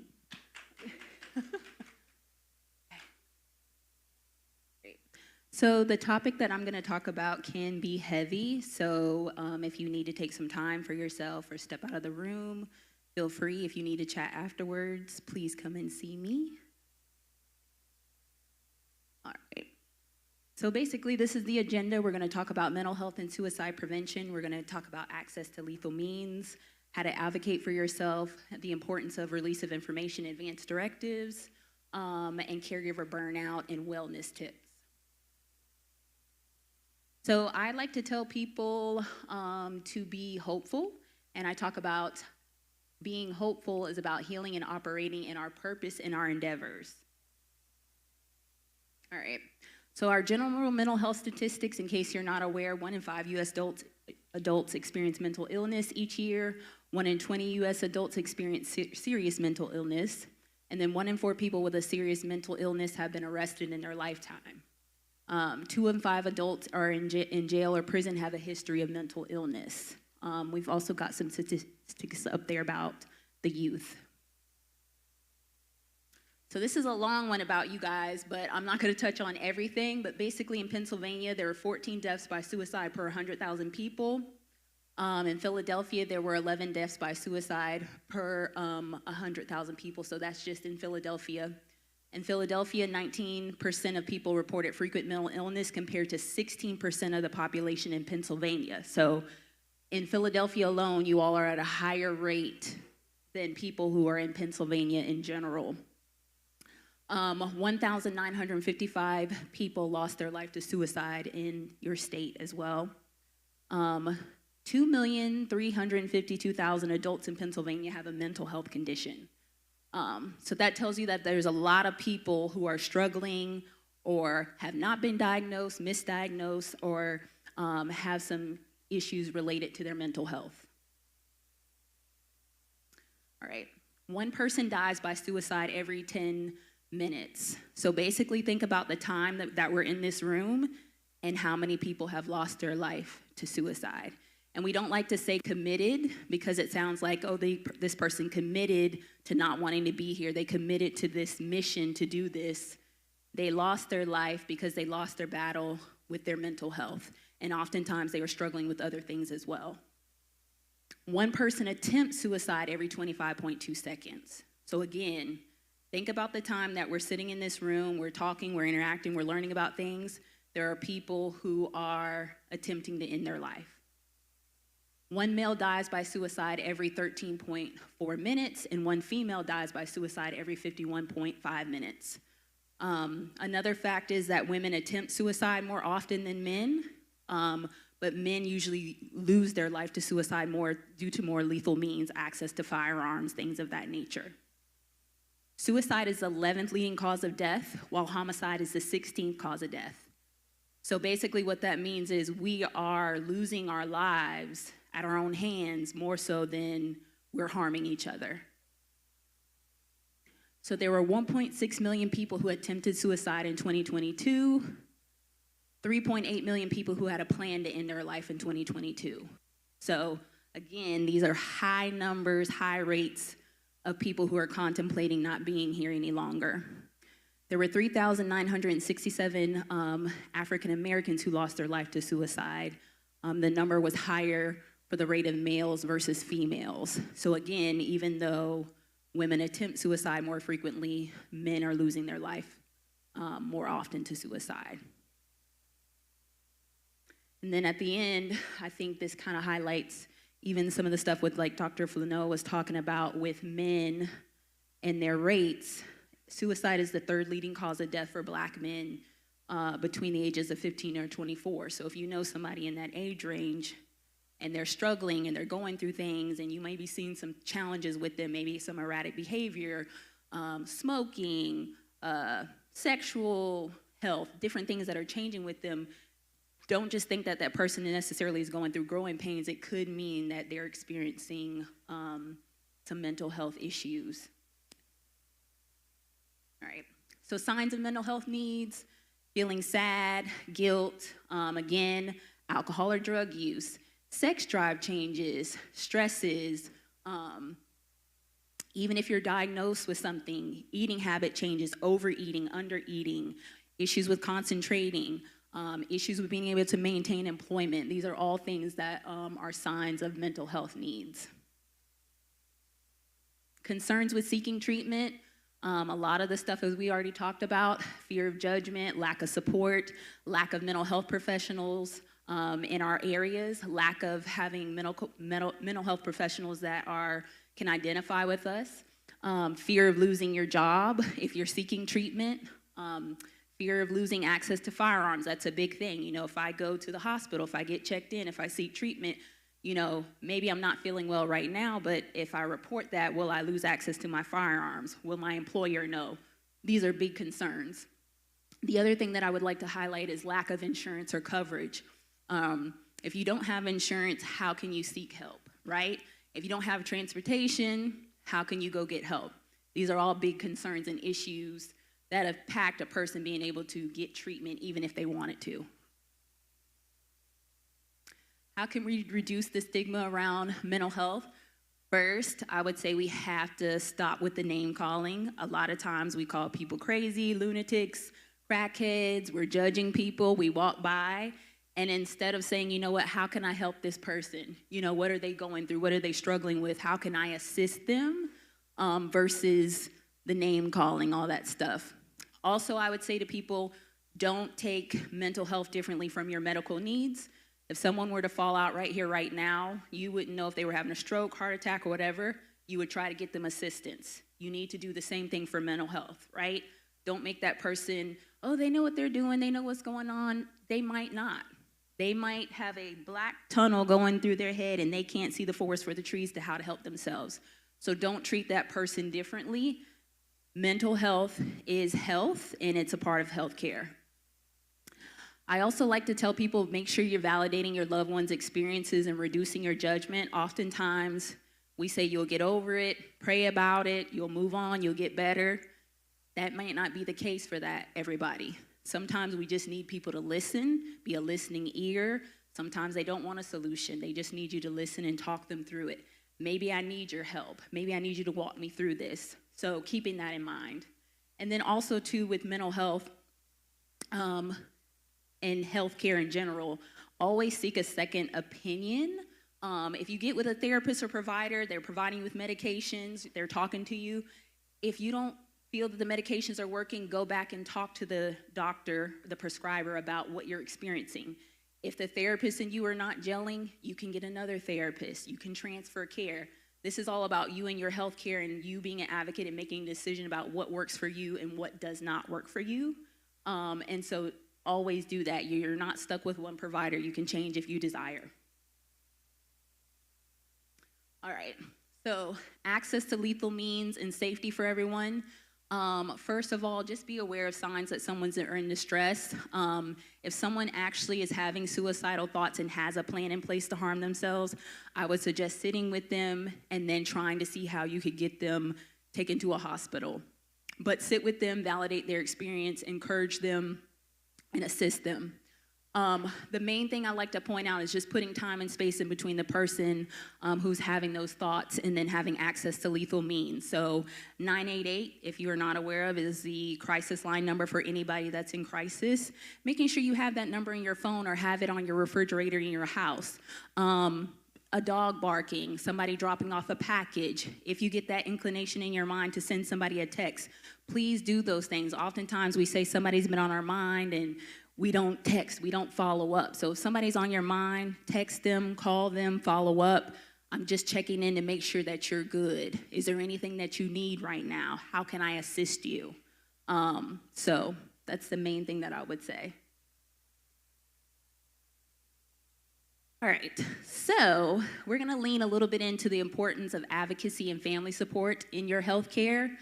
Family support can lead to better outcomes. On your end, as a patient, the way that you can help yourself is completing a release of information. A release of information will help you with allowing your other providers to talk to your providers. It also allows the people in your family to be able to talk to your providers on your behalf. If you don't complete that, you're kind of hindering the process with people being able to assist you and having that complete quality of health care. Also, providers can still receive information from family members. So if you have a family member that doesn't want to complete a release of information, you can still call that person's provider and leave them a message to make note of what's going on. They're not going to call you back or get into that person's personal business, but you still can call and leave them a voicemail or a message or anything. Release of information can be rescinded at any time if you don't feel comfortable with that person being in your space or having access to your information. Prepare for your appointments, ask for clarification, participate in your health care. A non-decision with not making a decision about anything in your life is still a decision, right? So it's still gonna have a consequence and an outcome. So you avoiding something, not making a decision about something, not participating in something, you're still making a decision in regards to your health care, right? Because you're still gonna end up having that outcome. It's your choice what that outcome will be, but there will be an outcome. Wellness tips. Basically what I like to tell people now is make sure when you get up in the morning, please do something for yourself. Oftentimes you start your day being somebody's parent, somebody's spouse, going to your job, handling business. You don't take the time for yourself. So start your day off doing something for yourself first before you get into your role as worker, mom, dad, spouse, whatever, right? Because you're taking on that stress of the day and you're not even taking time for yourself, right? It is important for your outcomes, particularly for people that are diagnosed with cancer, to have some outlets. Read, breathe, journal, meditate, art, literally go touch grass if you need to. But get out there and prioritize your health, right? This is about doing these things before we get a diagnosis, doing these things during that time, and afterwards. It's all about how you take care of your health. Your mental health is a part of your health care overall. And so, again, moving your body, taking that time for yourself, taking that time to give yourself space from the other things that are going on in your life, the financial stressors, the doctor's appointments, the family, the parenting, all those things, making sure you do something for yourself every single day, at least once a day. Start your day off with yourself, something for your self-care. You know, it really will improve your mental health, your outlook on life, even how you communicate and talk to yourself in the day when you get up in the morning. I am going to have a good day. I am going to get a solution to this issue. I am going to advocate for myself, speaking that into existence for yourself so that you can learn to change your mindset. And then lastly, how we can help each other. We need to be engaged with each other, be supportive, help your family members and friends, allow people to come in and assist you, discuss your healthcare needs and plans, have access to information. Again, that's a really, really big thing where we don't want to make a decision. We don't want to talk about things. We don't want people to have information. And those all can lead to negative outcomes for ourselves. It's not helping us. It's hindering us at the end of the day because you can't do it all on your own. You know, we're a community and we need to help each other, but we need to tell the truth. We need to be accountable. We need to face what's going on with ourselves, and we need to start making decisions that benefit ourselves. And I personally like to tell people, get out of your feelings, right? Because your emotions will stop you from doing something that could benefit you in the long run. And so when you're in your feelings and you're making decisions based upon what you don't want to do, there's a lot of things you don't want to do during the day, but you do them anyway, right? Because I need that paycheck, so I go deal with that job with that person who's talking to me bad and doing this and this and this. Take the same time for yourself and your own health, right? I'm going to go deal with this doctor. I'm going to talk to this doctor. I'm going to figure out what the solution is. If I can't get an answer, I'm going to go seek that second opinion. So making sure you're taking the time to prioritize yourself and your health. And that's it. These are some resources if you want to screenshot for this area. And specifically for men, there is Black Men Heal, where they offer virtual or in-person sessions, and they're usually for free, and they don't charge. So Black Men Heal is a Philadelphia organization. So screenshot this if you're looking for information for mental health resources in the area.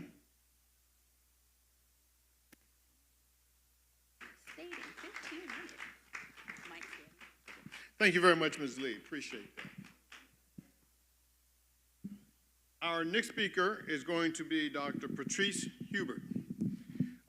We heard earlier that one of the factors that impacts when a person is intending to be treated for a particular illness, in this case talking about cancer, one of the limiting factors is the nutritional status of the patient.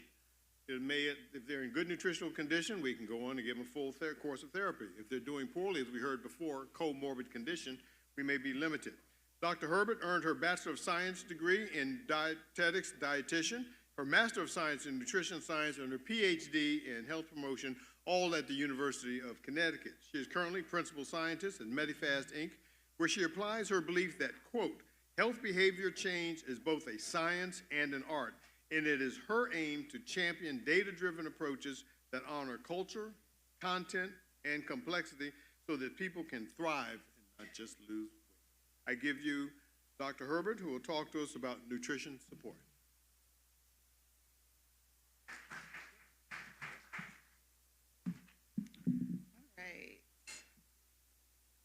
All right, so my name is Patrice Hubert. I'm excited to be here.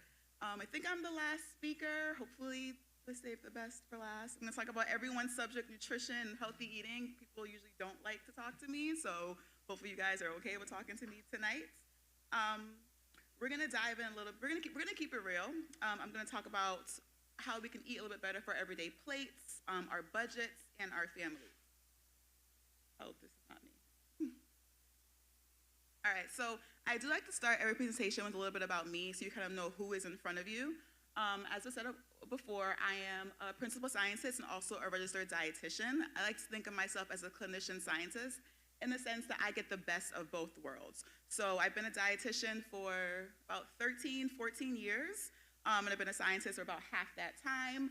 I come with experience both in the lab and outpatient and clinical world, and I'm able to kind of bring both worlds together to help treat my patients or my clients the best I can possibly treat them.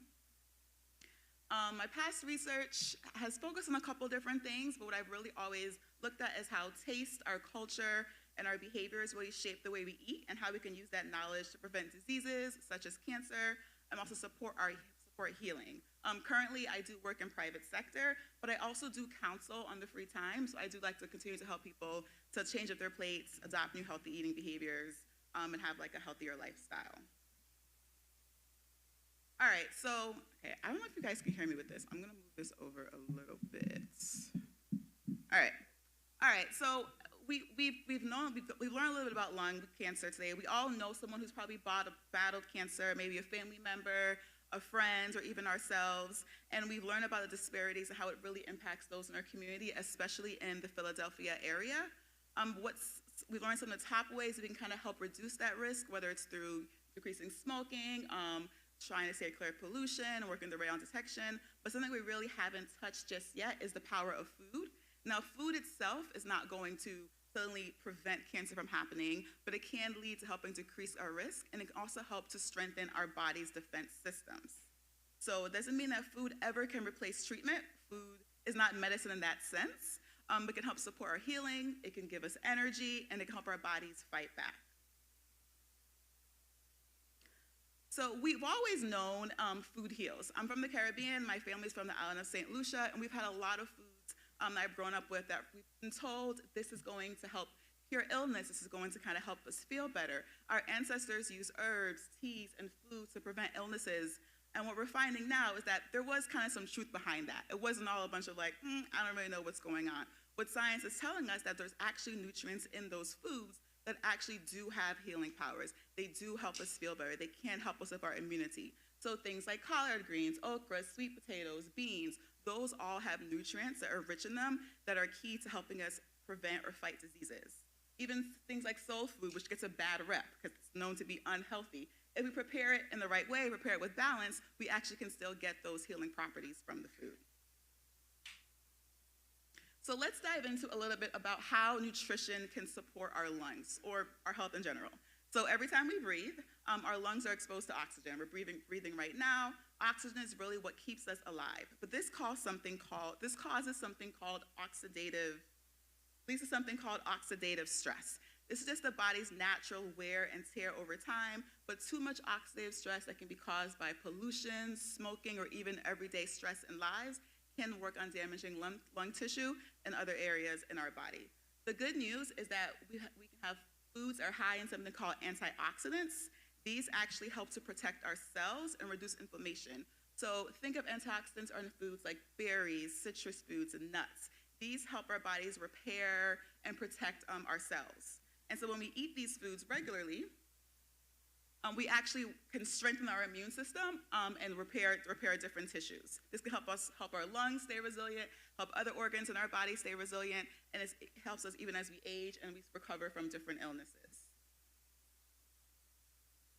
All right, so now we know a little bit of how nutrition can support our lungs.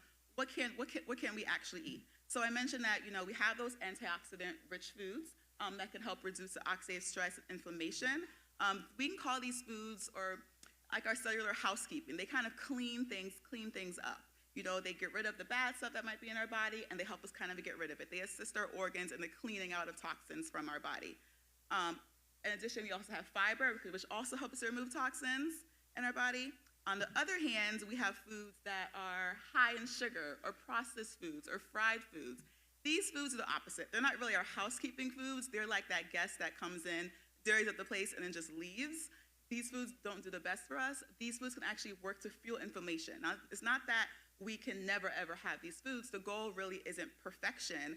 It's more protection. So having small swaps, so having a little bit less of our processed foods, our sugary drinks, our fried foods, and a little bit more of those antioxidant and fiber-rich foods can help our body take a little bit better care of ourselves. So one of the easiest ways we can do that is just through our plate and this concept of color. A lot of people think that nutrition or healthy eating is very complicated, and I tell them it's actually simple. The best thing you can do for yourself is to just try to have a lot of color on your plates. I try to aim to tell my patients to have at least 3 colors on your plate a day. Each color is going to give you a different nutrient. So we have a couple of examples. Green foods are going to be high in folates or chlorophyll. Orange foods will be high in beta-carotene, or what we know as vitamin A. Our red foods give us lycopene. Blue-purple gives us those anthocyanins. We really don't have to overthink it. I say people aim to have at least 3 colors a day. If you want to be the top of the line, every single meal have 3 different colors, but that can be a little bit hard for some people. But think about throughout your day, making sure you eat the rainbow in a sense.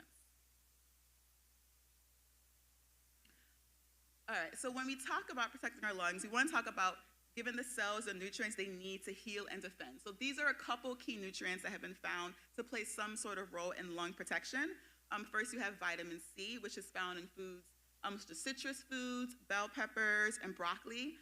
This is like your internal repair crew. This helps to repair any damaged lung tissue or shield any lung tissue from damage or daily wear and tear. And this isn't just for lung tissue, this is overall health as well.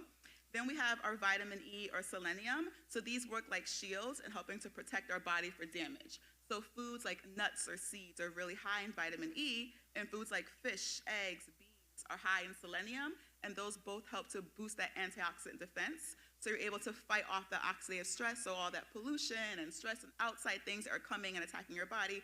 These foods give you nutrients to help your body fight that away. Then we have our vitamin A rich foods, so our foods are orange, your carrots, sweet potatoes. This helps to support, the mucus lining or the mucous membranes that line our lungs and other organs.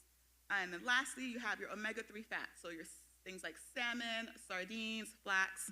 These foods work to reduce inflammation. And as you can see, a lot of these nutrients you can get in your daily diet.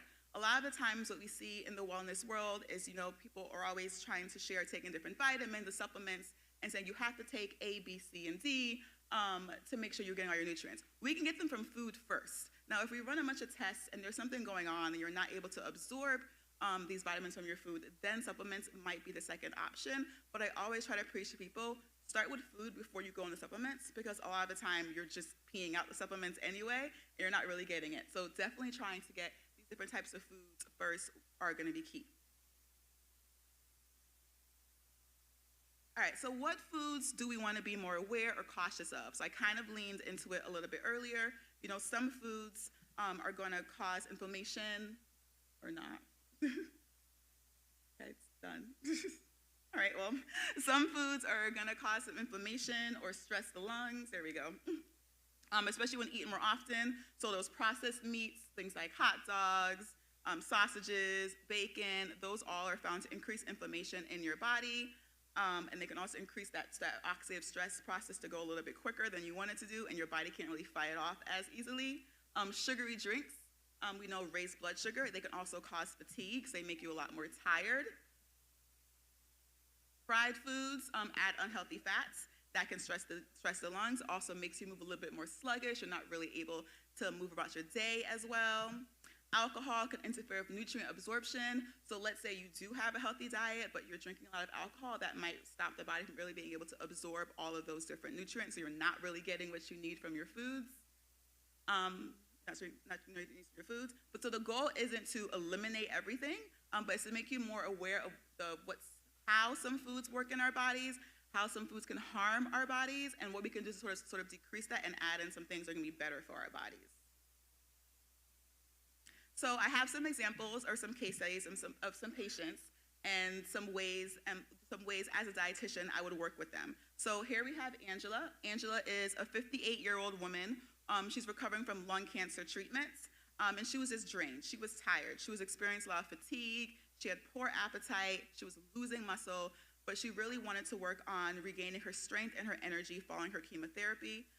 She just wanted to feel strong again, but she lacked consistency. Her main lacking was with having regular meals and hydration. So our goal was to rebuild. So we started small, just making sure she was getting something to eat, getting something nourishing every couple hours. And to accomplish this, you want to focus on having small, balanced, and easy to digest meals.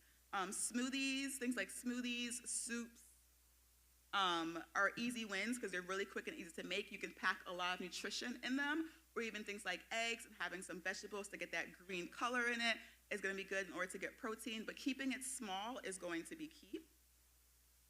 Also ensuring that you're prioritizing hydration and your protein intake. So making sure somebody's having enough water, they're drinking water throughout the day, they're not having a lot of the other, not having too many sugary drinks, or drinks that are high in caffeine, as well as making sure you're getting your protein in other ways. By the end of the 6 weeks, she reported that she had improved energy and a better appetite, and she was able to kind of keep on going on with her days. Next, we have Robert. Robert's a 52-year-old man, and he really wanted to eat better, but he was the one who tells me all the time, eating healthy is expensive. Healthy food costs too much money. I don't want to spend that much money, but I do want to eat better. He found himself skipping meals a lot and relying on fast food, trying to get those easy to fix meals, or not having anything prepared at home. So you're stopping at the corner store, you're stopping at McDonald's, and you're just grabbing the food. But what he found was that his blood pressure was creeping up and his energy was low. But he was very motivated to actually improve those things. So for him, we take it from a different angle, and we think about how can you make eating healthy work on a budget. To do so, you want to focus on making small, practical changes and just purchasing small or simple, affordable staples. So maybe swapping out more expensive things like red meat and trying to get canned fishes or beans.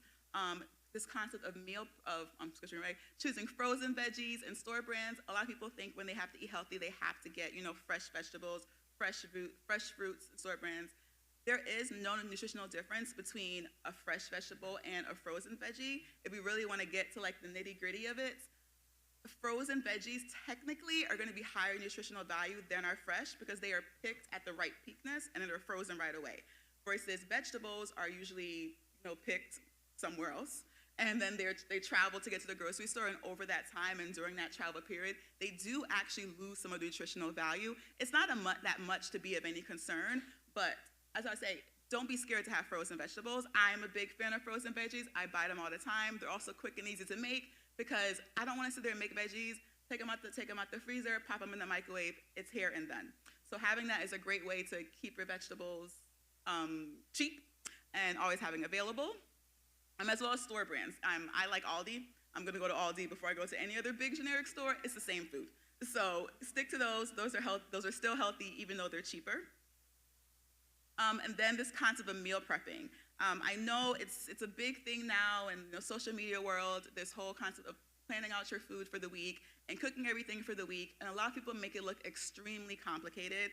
It is not complicated. It does not have to be complicated. I'm going to talk about it a little bit in a couple more slides, but actually starting Sunday meal prep with this patient actually helped him to stay on task. So he wasn't like eating out as often. He wasn't skipping meals as often. It actually can help to save money because you are actually planning out your meals and you're not just buying like on a whim. Then we have our last case study, which is the Johnson family. So this was a family of 4. They have busy parents, 2 school-age kids. The parents are working long hours, and they just want to keep up. So they're relying heavily on takeout and really having those quick meals.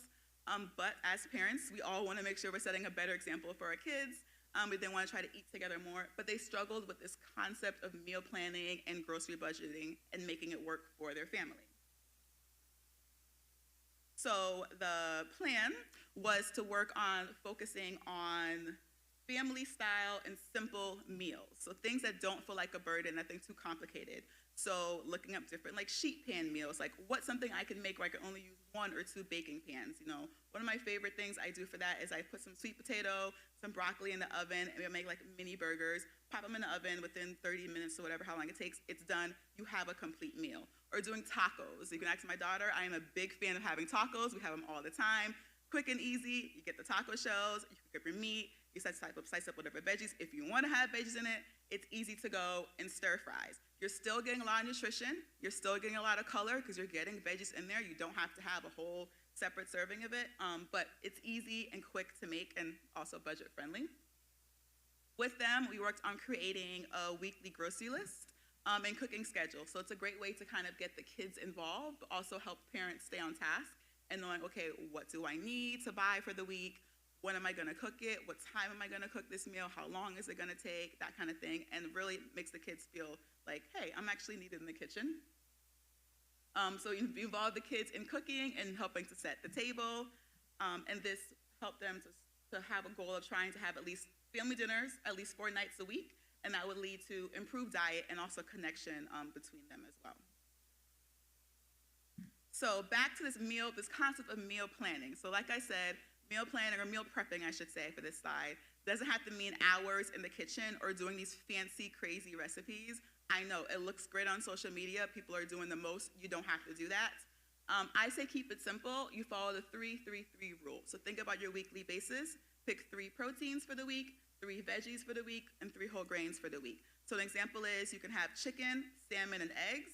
Maybe you have it with broccoli, a salad, and carrot sticks or something, whole grains. Maybe do a brown rice, a sweet potato, a beans. Cook that for the week and then mix and match. You can say, okay, one day I'm gonna have the chicken with my broccoli, and then maybe that's all I'm gonna have. For breakfast, I'm gonna have the eggs. That's all I'm gonna have for dinner. You might wanna have the eggs. Maybe I'm gonna switch. I'm gonna have the salmon instead for this meal. You can mix and match it. If you wanna have the same thing for every single meal, by my pleasure, go ahead and do that. But I find a lot of people might get a little bit bored from it. But if you have 3 different things from 3 different categories, it's a lot easier to mix and match and make different meals. You could even do the same 3 protein and just cook it like different ways. So maybe you make your chicken one way, you barbecue your chicken, and then you maybe put some teriyaki sauce on your chicken, and then you grill your chicken. That's a different way to kind of have it. But keep it simple. You don't have to do these fancy recipes. And if you want to do these fancy recipes, don't do them all at one time. I do have clients, they go on, they find things, and one thing I say, okay, figure out what your staples are. So have a staple breakfast meals, a staple lunch/dinner meals, and every month or so, add a new recipe, master that recipe and add that one into rotation.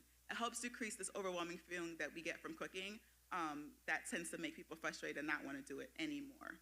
It's the concept of cook once, eat twice, 3, 4, however many times that meal lasts, and you can reuse your ingredients in a couple different ways. And this saves time for busy days, because it is key when you're having that day and you worked all day and you come home and there's already a meal sitting in that fridge and all you gotta do is warm it up. It is amazing versus having to cook or you're going out.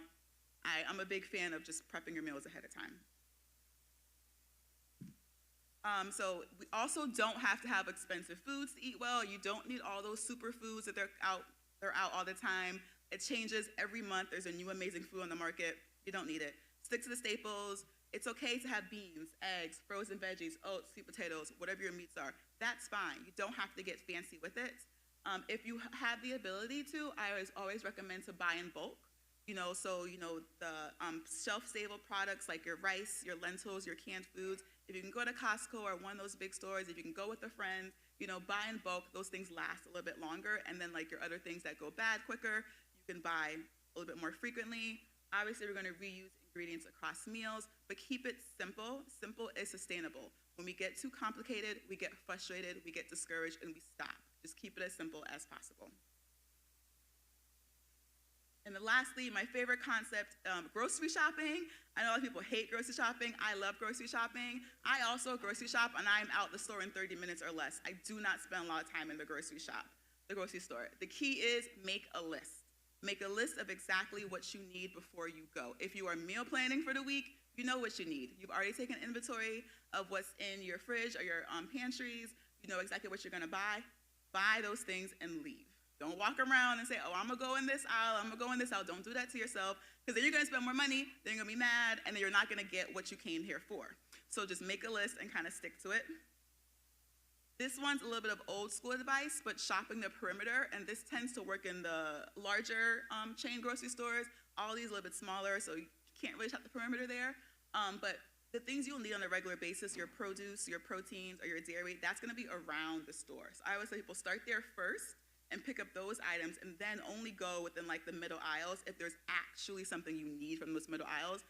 Those are the ones that get you. Those are the ones that have the sweet treats, the goodies, the little thing like, oh, I haven't had that in so long, and you pick it up, and next thing you know, you picked up like 5 more things. Just shop the perimeter and do what you gotta do. I said before, buy frozen or cans, still the same nutritional quality. Only thing, if you buy cans, try to get things that are low in sodium, especially with beans or canned fishes. Look for it to be packed in water. Tuna is an example. It can be either packed in water or oil. You want to get the one in water because it's going to be less fat than the one in oil. Those are my only thing. Other than that, feel free to buy. And rinse it out. Rinse, please rinse. Don't put the beans in that recipe. Rinse the beans first to get rid of the extra sodium. Because they add in sodium because it helps with the shelf life. So we want to get rid of that. We don't need that. And don't shop hungry. So yeah, don't go to the grocery store hungry, because if you go hungry, all of these rules, you can just throw them out the window. It's not gonna happen. And one I didn't add is don't shop with a child, because when I shop with my daughter, it never works properly. And another advice, which, I don't know how much this one works now in our current economy, but comparing unit prices, so looking at how much you're actually getting in that can versus other products, tend to help to see if you're actually saving money. Sometimes stores kind of trick you, but it's always an option to look at. And then lastly, this is another thing I get all the time. Healthy food does not mean bland food. Nobody should be eating chicken with just salt and pepper or your veggies unseasoned. You should never lose your flavors. You can absolutely use your seasonings. Please, please season your food. I tell people, I don't know why I'm still telling people that, but do it. Use herbs, use spices, use citrus, use garlic, use onion, thyme, use everything you can. The key is we want to be careful of the salt. We can still salt our food. We just don't want that to be the only thing we're doing. And when you're using these seasonings, make sure you're using the actual seasoning and not like the salt version. Like there's the garlic salt version of a lot of things. Just use the garlic and then use regular salt as needed, and trying different things. So cultural foods, I feel like get demonized a lot, and they're just as healthy as other foods. That's a whole different topic for a whole different day. But no, we can still have the foods we grew up in. It's just we want to make sure we're preparing them in ways that are still healthy for our bodies. So maybe less frying, try baking, try stewing, try air frying it. Those are all going to be ways that we can still include those foods and keep our food seasoned. And this last one is more so in reference to our eating behaviors, so the way we actually enjoy food. We live in a very go, go, go society, and we're often rushing through meals. So we're eating on the go, we're eating in front of the TV, we're eating in the car, we're eating while stressed, but we want to try to take at least one meal a day, take some time to slow down and just be present with that meal. It helps digestion. It can improve our satisfaction. It gives us time for our stomachs and our brains to actually connect to each other. When we eat too fast, our stomach, it's full, but our brain hasn't really connected, and we kind of keep on going, and next thing we know, we've overate, and we're like, oh man, why did I eat so much? We weren't paying attention. So at least one meal a day, try to take some time to just be in the moment with your food. Notice the flavors, notice the textures, notice your feeling of fullness as the food is filling you up. Practice gratitude, say a prayer before your meals. We all should be doing. Connect with yourself, and just do that for yourself. I can guarantee you, you're gonna feel a lot better if we just practice slowing down when we can. I know it's not possible all the time, but when you can, it's a form of self-care. Food should not be a stressful kind of experience. And then we talked about a couple different things today, but my last piece of advice is do not try to change everything at once. I've told you a couple different tips. Don't go out there tomorrow and say you're gonna do every single thing tomorrow, because you're not. And you're gonna get frustrated and you're gonna get mad. Small changes are what really leads to habit building. Take it a habit at a time. Maybe you wanna add more color. You say, I only eat orange foods. Add one extra color to your plate. Maybe choose a different vegetable to add this week. Just do that. Don't focus on doing too much else. Or maybe swapping one fried meal. I wanna see how this meal tastes baked or cooked in a different way. Cook at home one night versus eating out. If you feel like you drink a lot of soda or juice, don't get rid of the soda or juice completely. Don't go cold turkey, but maybe have one less glass of soda, replace it with water, or practice gratitude. I always say, think about what you can add to your diet versus what you can take away from your diet. Then you actually can get the benefits a little bit more.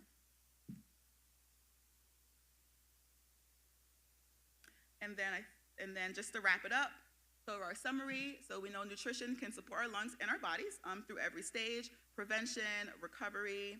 Our fruits, our vegetables, those are colorful. Those are antioxidant-rich foods that can help our body fight inflammation. Whether we're preventing an illness or supporting recovery, nourishing our bodies is an act of self-care. We want to stay active. I know I didn't touch on activity, but physical activity is very important.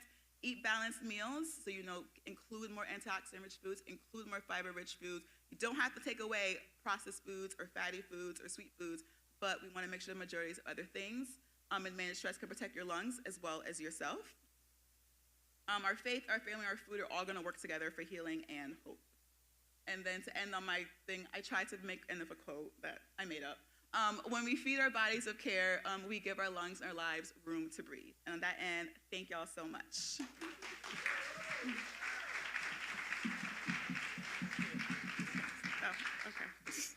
Okay, let me just put my laptop back. Okay.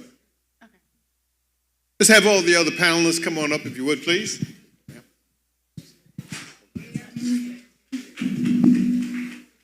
While we're waiting for Dr. Flano and Ms. Madden to come up, when you said we got to eat the rainbow, I'm guessing, yeah, Kittles. I mean, so Skittles, is that part of that? Eat the rainbow?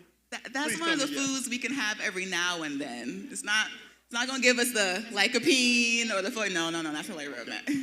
I would love if it did, though. So what we're going to do, we're going to ask a question come to you, and you can all answer, but stand up when we have you answer, but you don't have to wait the second. All right. I had promised this, slide up something. I had promised this young lady, she gets the first question. Stand up if you would, please, ma'am. Come on, stand up. Stand up. Okay, you had a question for us earlier. There you go. Yeah, this is for Dr. Flano. When you were talking about the criteria, the question that came to my mind at that time was, I noticed that on the screen it was talking about smokers, but my mind thought, well, what if you're not a smoker, and what if you're in an atmosphere like I was? I was in an atmosphere for almost 4 months, and it was a lot of secondhand smoke. So that's what the question was. Okay, if it's secondhand smoke. Right, so we don't have... Before you answer that, you also define for us what secondhand smoke is, and also add to that tertiary smoke. Tertiary smoke. So, firsthand is firsthand. It's you're directly smoking. Secondhand smoke is the rest of the smoke that's in the air that someone's breathing out and that you're being exposed to. Tertiary or third-hand smoke is all the smoke residue and stuff that gets in the carpets and on the walls and in the clothing that kids get exposed to and stuff like that. So that's the third-hand smoke, which may not specifically lead to cancer. It has some links, but causes respiratory diseases with kids, the asthma, the sinus stuff, and whatever else. So the exposures. So we don't have the set criteria that says you've had this much secondhand smoke, you absolutely need to get screened. But what we do know is that there is a higher risk of developing lung cancer for people that, and other lung diseases that are exposed to a lot of secondhand smoke. That is a conversation that you have with your primary care doctor, and they can see if they want to get an x-ray, a breathing test, or pursue it even further under different guises. We can't say it's screening, but the test can be very similar. Ms. Knox, could you tell me when you're talking to, and by the way, if someone has a question, please raise your hand and I'll come back there to you. But Ms. Knox, yep. So in your experience of talking to people, how do you address this?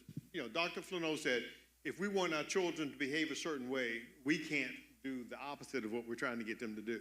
So how do you address people when you see that they're smoking and you express to them your concern for their child perhaps being exposed to secondhand or tertiary smoke? Oh, wow.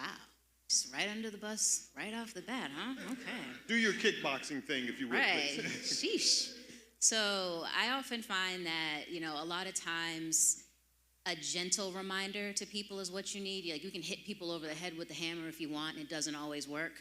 I find that sometimes if you just remind people, like when I tell people my story and I say, diagnosed with lung cancer, and they look and go, but you don't smoke. I say, no, but I have lungs. That's all you need to get lung cancer. Just a gentle reminder that there's misinformation out there, or I just gently remind folks like, hey, if you're vaping, there's 6,000 chemicals in that, and we don't know what they all are, and you're breathing that into your body. So I just find, gentle reminder, gentle education is sometimes all you need to kind of guide people. And then sometimes I hit them over the head with the hammer at the same time, like, hey, I had never smoked, and I'm diagnosed with lung cancer, and you're just walking down the street, smoking cigarettes or whatever. So I'm like, you might want to consider going to get screened, and maybe some smoking cessation practices. But honestly, it depends on the person and, how I'm feeling that day. Thank you very much. Yeah. I'm a cancer survivor, no family history, no nothing. So when the doctor right here on the end, when you was talking about that, today I feel like I should get tested, screening for this, because what I had, it was really, this came out of nowhere. So, answer it this way too, if you would, Dr. Flano. Yeah. Having a cancer at another site, does that necessarily increase your risk for cancer of the lung? And in the course of the evaluation, if you have one cancer, should you also be looked at for other cancers like a lung cancer? yeah, absolutely. We know that a lot of cancers, different cancers in different parts of the bodies, they may have the same trigger that causes someone to develop it. And your bodies are all interlinked, so it may affect in different places. So having one type of cancer does give you an increased risk of developing a different type of cancer. But when you have that, you don't necessarily, if you don't meet the hard criteria that they had for screening, you still have the ability to go back again with either the treating cancer doctor that you had, or even your primary care doctor, and say, look, I've had breast cancer. I'm worried that maybe I'll have another type of cancer, lung cancer. How do we look on a more global basis of our bodies and get screenings? There are different scans that can get different ways to look, but a lot of this, again, comes back to not being afraid to having these, like we were talking about, having these conversations with either your primary care doctor or the specialist that was treating you from before, and just say, I'm really focused on this. How do we stay ahead of this? But again, congratulations on your survivorship. Okay. Miss Mathis, so right now we've seen a lot of celebrities, famous people going out there getting these various scans. They have no symptoms, but they're getting a CT scan of their whole body, kind of, fishing expedition. So how do you approach it when we're talking to somebody who has a cancer at one site? And, everybody, this distinction, Dr. Flano talked to us about there's a non-small cell and there's a small cell lung cancer. So we're already talking two different types in one organ. But just because someone has a cancer doesn't mean all cancers aren't the same. So how do you get that message across? And especially when talking to them about the risk to their families and what needs to be done. So it's true, we have to stress the fact that all cancers are not the same, and no two people has the exact same cancer. It can be similar stages, both can have breast, but everybody's genetic makeup is different. Everybody's family histories are different. Everyone's comorbidities are different. When people are allergies, there's no two cancers are the same. So that's why we try to have precision medicine.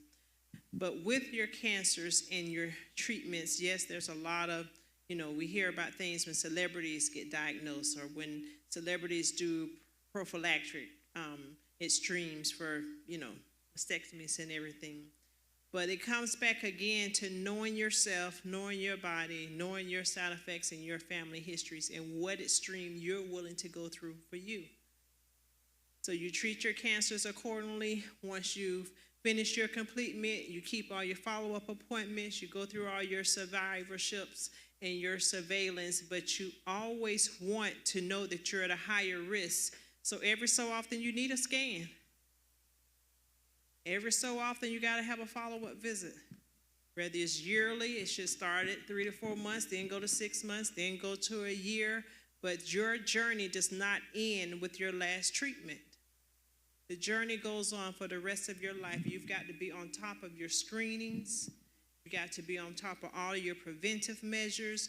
You've got to be on top of your follow-up visits, and you have to request these surveillance scans.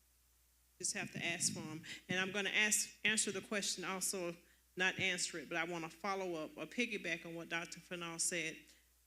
When you know that you've been exposed to an extreme amount of secondhand smoke, or you feel that you should be screened, but you don't meet the screening guidelines, that's where your physician comes into play.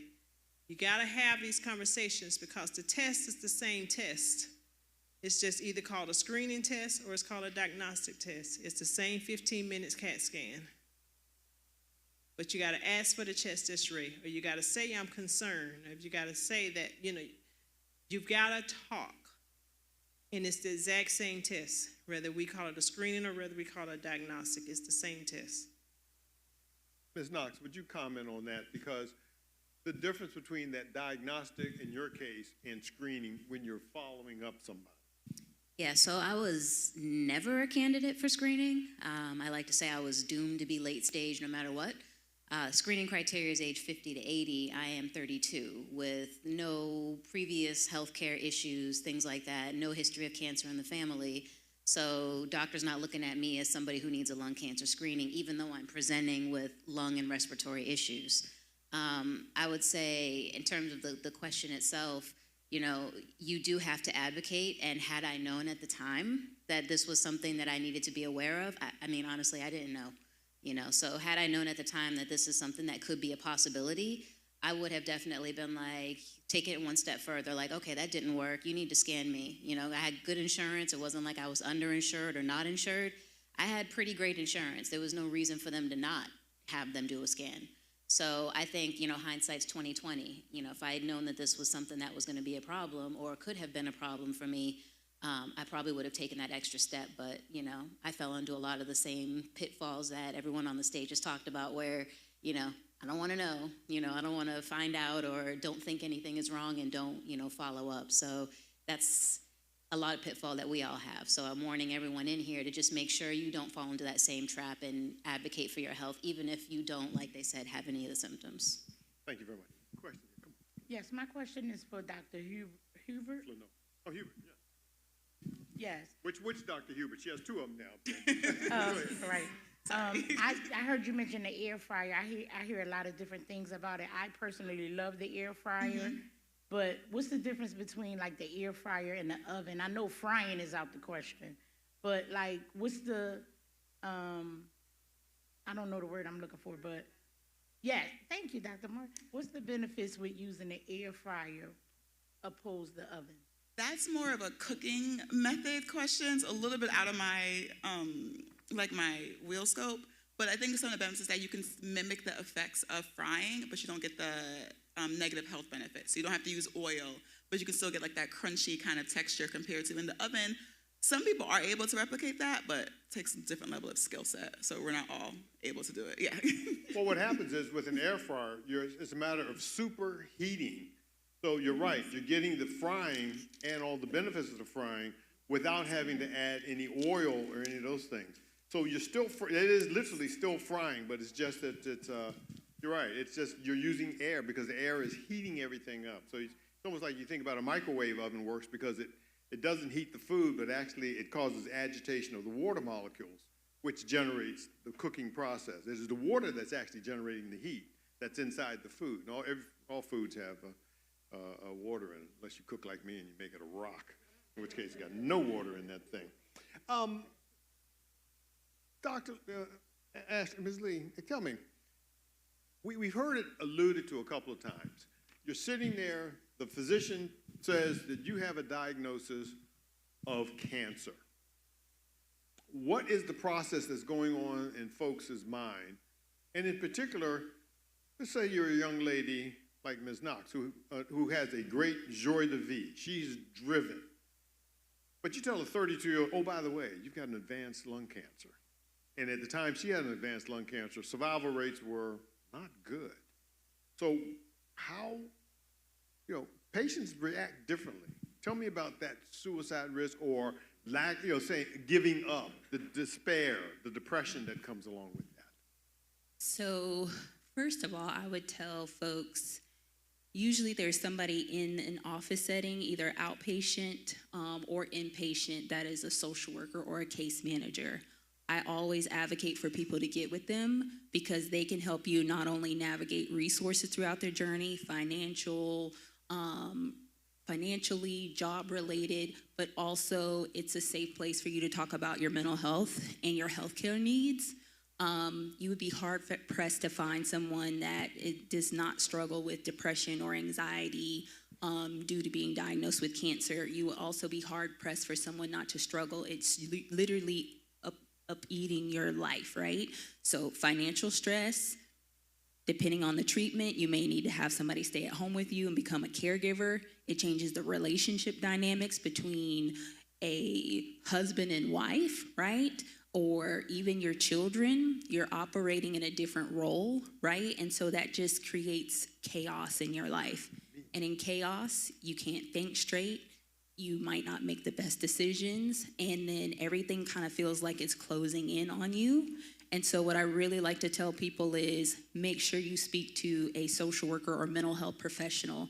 If you're not sure if you have access to one, ask to speak to a case manager. They can help you with navigating those resources throughout your health journey. Also, if you need medication, don't be afraid, right? So that's another big thing. If I take medication, is it gonna cause memory issues or is it gonna cause other things? Sometimes you may need something to help you stabilize out so you can get through that journey and be able to process it. But definitely making sure you speak with somebody so you can get some resources, you can get some help, you can operate ways of how you can navigate. The other thing that I like to tell people is when you're going through a journey like this and you do have a family or active friends that are involved in your life, when things get too heavy, instead of avoiding them, make sure you kind of set a time during the week, at least once a week, where you say we're going to sit down as a household and discuss all the issues, what's going on, right? So that helps a person who is more so an avoider and doesn't want to discuss issues be able to talk about it, but it also helps the person who is more anxious and on things and wanting to talk about it and want to communicate and let's get an answer and figure things out. You guys can kind of come together at a middle ground and say at this time from 7 to 8:30, we're going to talk about all the household issues, whether it's financial, our relationship, the kids, whatever is going on with our household. It allows that time for you to have that space to communicate about it, but then also putting it to bed and saying we're going to move on with the rest of our week, right? So that's kind of like a middle ground, but definitely making sure you talk to somebody. If you don't have health insurance, accessing free resources in the community, if you can, or even looking into your insurance plan to see what's available. Also EAP if you're working. That's something that you can access through your employer, and you do have a level of confidentiality with them. Thank you very much.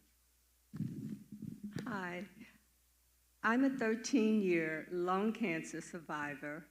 And Very good. Thank you. And also, I got diagnosed last year with breast cancer. Now, breast cancer runs in the family. Then my mother died of ovarian cancer, and I still always have that fear of, getting another cancer. And then my husband died of lung cancer as well, and I always wondered, what's the likelihood of two people in the same house dying or getting, lung cancer? And we found out later that, there was asbestos in the house. And also, I guess I forgot my question.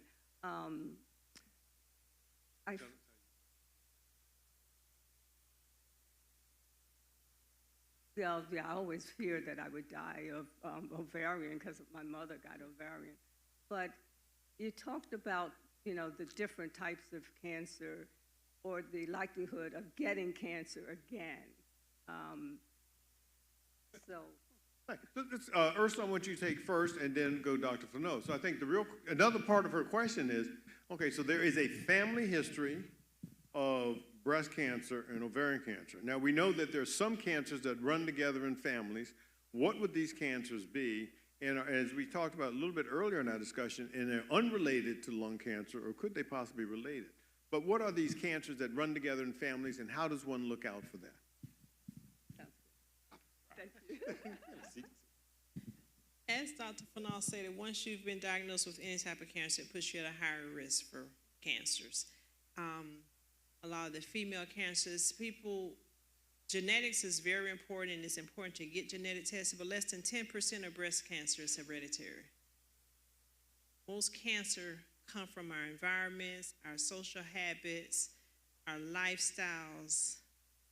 Less than 10% of breast cancer is hereditary. Now, some people can carry the BRCA genes when you get genetics testing, BRCA1, BRCA2. Some people carry different genes from. That's why it's important to get genetic testing so that you know those that you are at higher risk for. Most family histories have to be within your immediate families, like your mother, your siblings, your children. Most times, if you have breast cancer and your dad's aunt had breast cancer or your great aunt, that's no really correlation. It's from your immediate bloodline, and it's really less than 10%. Now, there are some, most times, a lot of times, depends on the type of breast cancer you have and the age that you are. If you're still childbearing age, we look at the fallopian tubes, we look at ovaries, and make recommendation for prophylactic surgeries or removal of those organs, because we do testing, oncotype testing, to see what's your reoccurrence rate, what's the likelihood of your cancer reoccurring, and what other cancers are you susceptible to. As we pass it on, Dr. Felton, let me remind you that there are certain cancers that do run together in families. There are breast, prostate, ovary, uterine, and colon and rectal cancer. So again, 5 cancers: breast, prostate, colorectal, uterine, ovarian cancer, to which you can also add bladder, pancreatic, and renal cancer. So if one member, as Ms. Mathis said, if one first-degree relative has one of those, your risk goes up. If 2 or more, the risk can go up almost 3 times. But most cancers are sporadic, but there are some of these things that are. So in a person such as yourself, with your family history that you've talked about, so if you have daughters or the women in your family should all be getting mammograms on a regular basis. They should be getting endometrial smears and also sonograms for their ovaries. And of course, colonoscopy, looking for colon cancer. The men add forget the endometrial, forget the ovarian, and forget the breast mammograms, but also add to them prostate on examination. 2 people with lung cancer in the same family. It's husband, wife. It's not genetics, it's an environment.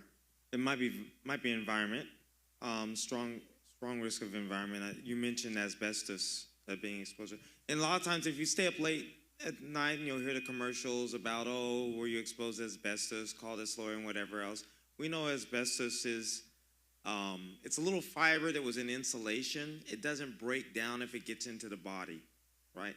And the big cancer that they talk about is mesothelioma. If you have mesothelioma, which is a cancer that lines the edge of the lung and kind of entraps it.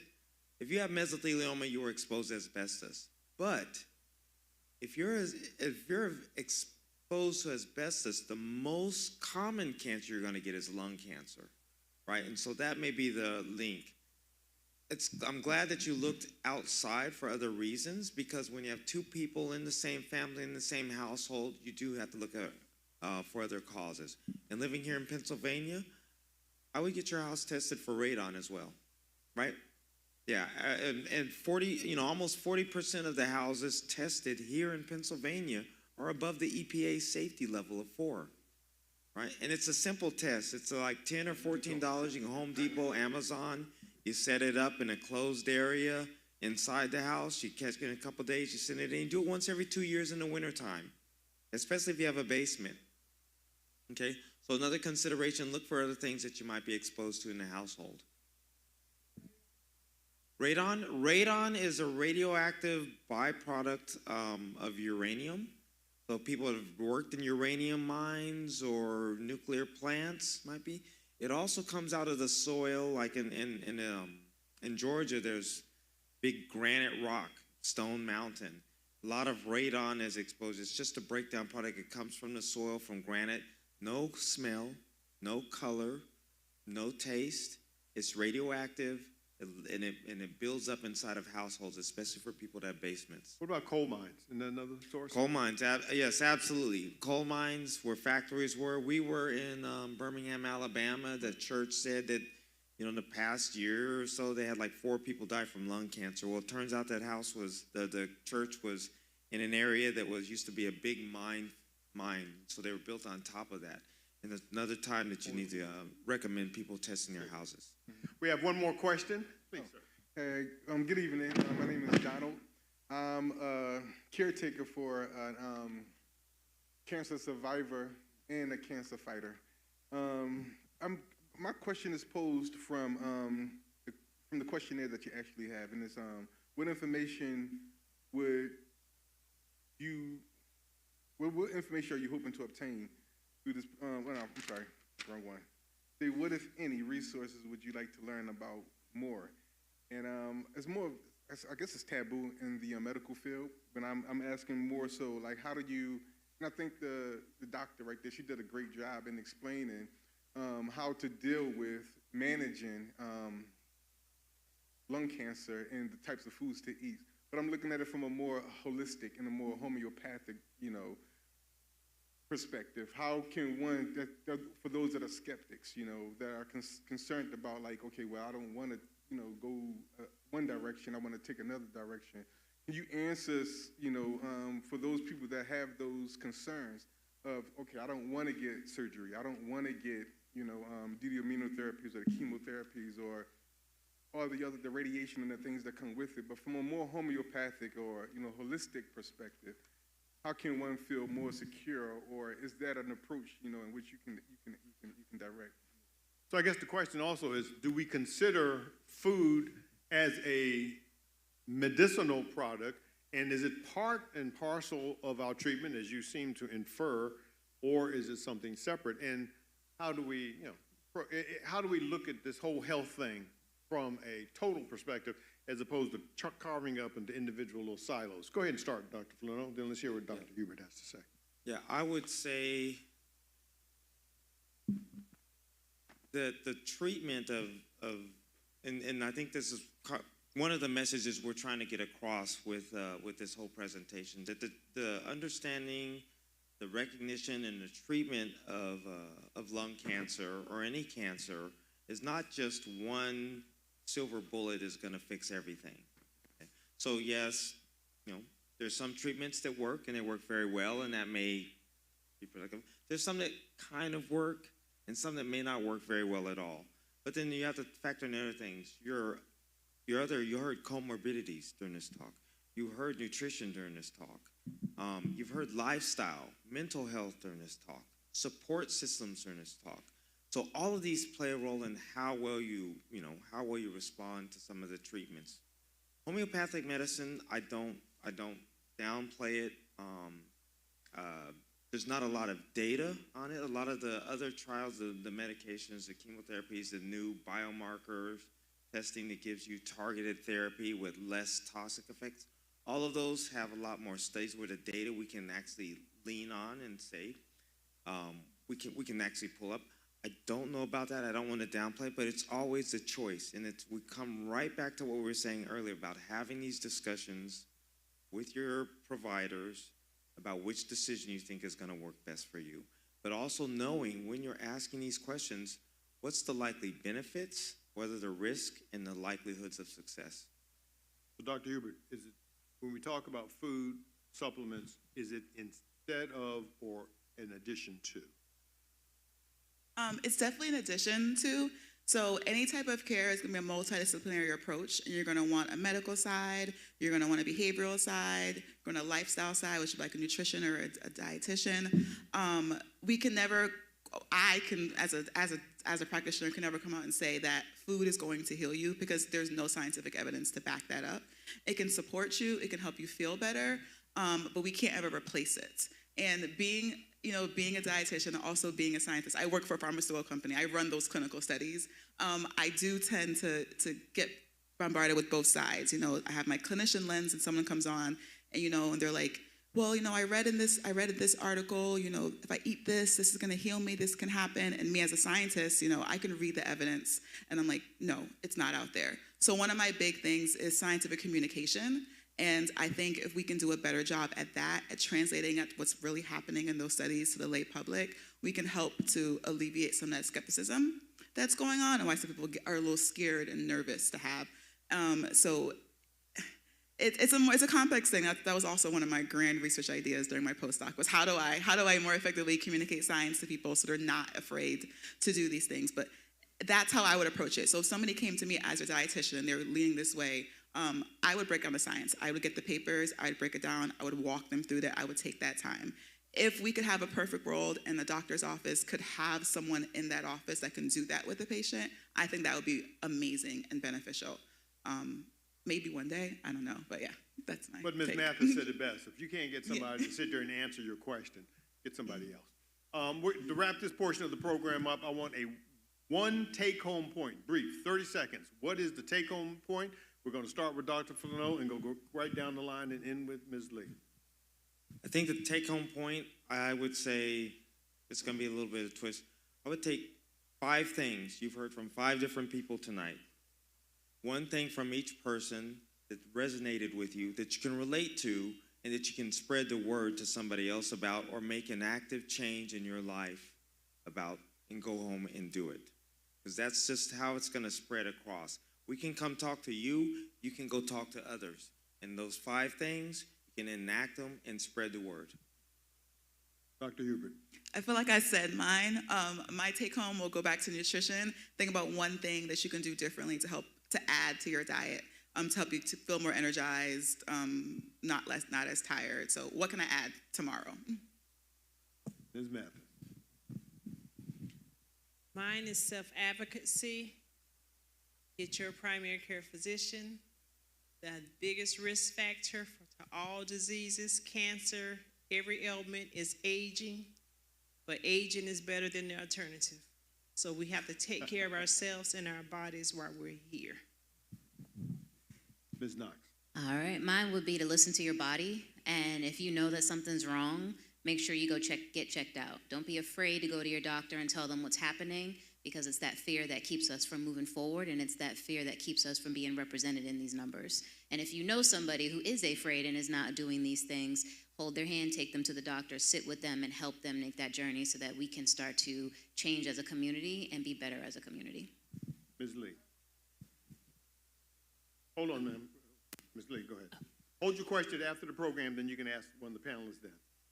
Yes, ma'am. We'll still be around. We're not going anywhere. I would say making sure that the actions and the decisions that you're making are going to lead you to where you want to be in life. Think about your life, where you want to be 10 years from now, 15 years from now. How do you envision your life, and making sure that the decisions you're making, the actions that you're taking are lining up with those things. And if you're having issues or you're struggling or you don't know where to start, making sure that you're reaching out and you're asking for help and you're developing a plan and putting things in place. You're not perfect. You're not going to know everything, but having the discussion, being open-minded, putting a plan in place, allowing people to come in your life to help you navigate that can help you lead to a better outcome in your life in all different areas of life. And how you do one thing is usually how you do all things. So just be mindful of that. Please give a hand to our panel.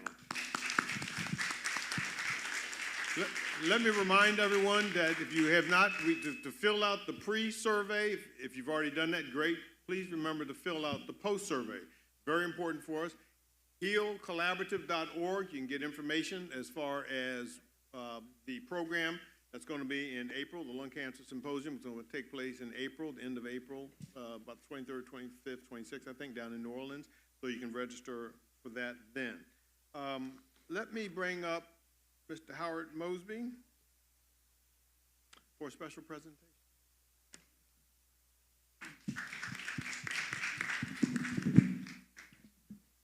All right, good evening. This is going to take just a couple of minutes.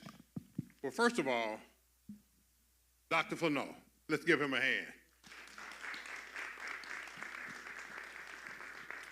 This young man has gone all over the country doing this presentation, and the reaction that you all had in here is the same one we get in every city that we've gone to.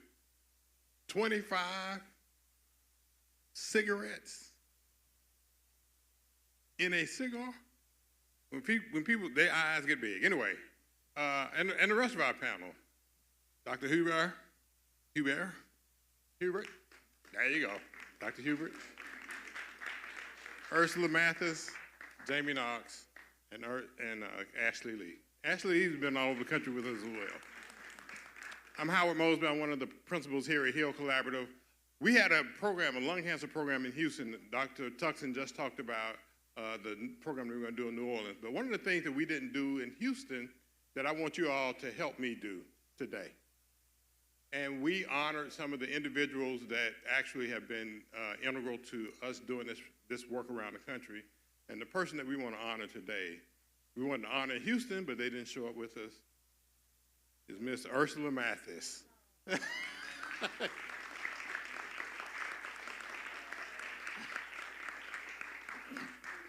We want to thank you for all of the work that you've done with Hill Collaborative. You heard her today. She's real. She comes at you, and she lets you know the truth. We appreciate everything that you do for this organization, for our community.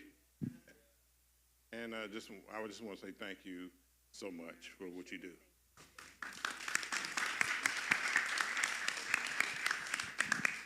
With that, it is indeed my honor, my pleasure to bring up Bishop Felton. We are in his house. We acknowledge the fact that we're in his house. We appreciate the fact that he wrapped his arms around us and allowed us to do this program here. Ladies and gentlemen, your pastor, Bishop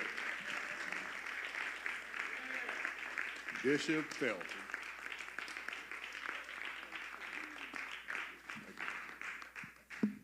Thank you, Brother Howard Mosley and the great doctor. We appreciate you coming back to Mount Airy. I'm glad that we have bonded. We were in Houston last year, or was it this year? Time goes so quickly.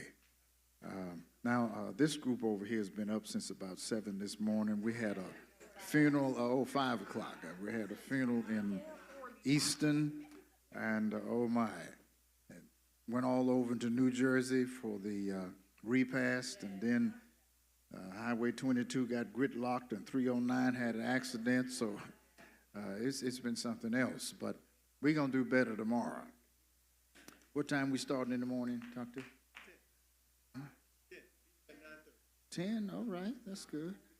And we're planting trees at 8:30, so then we got you at 10. And then we got the Hatitude Luncheon at 12. So every day is a marathon. And so it's just good to be around people that help you to be healthy. Where else you going to go and find a catered meal on a Friday night? Amen. We certainly appreciate our panelists. Congratulations. And so I'm not long-winded. You can ask them. I am not long-winded. Huh? They got second thoughts about that. All right. You want me to close out? All right, let's do it.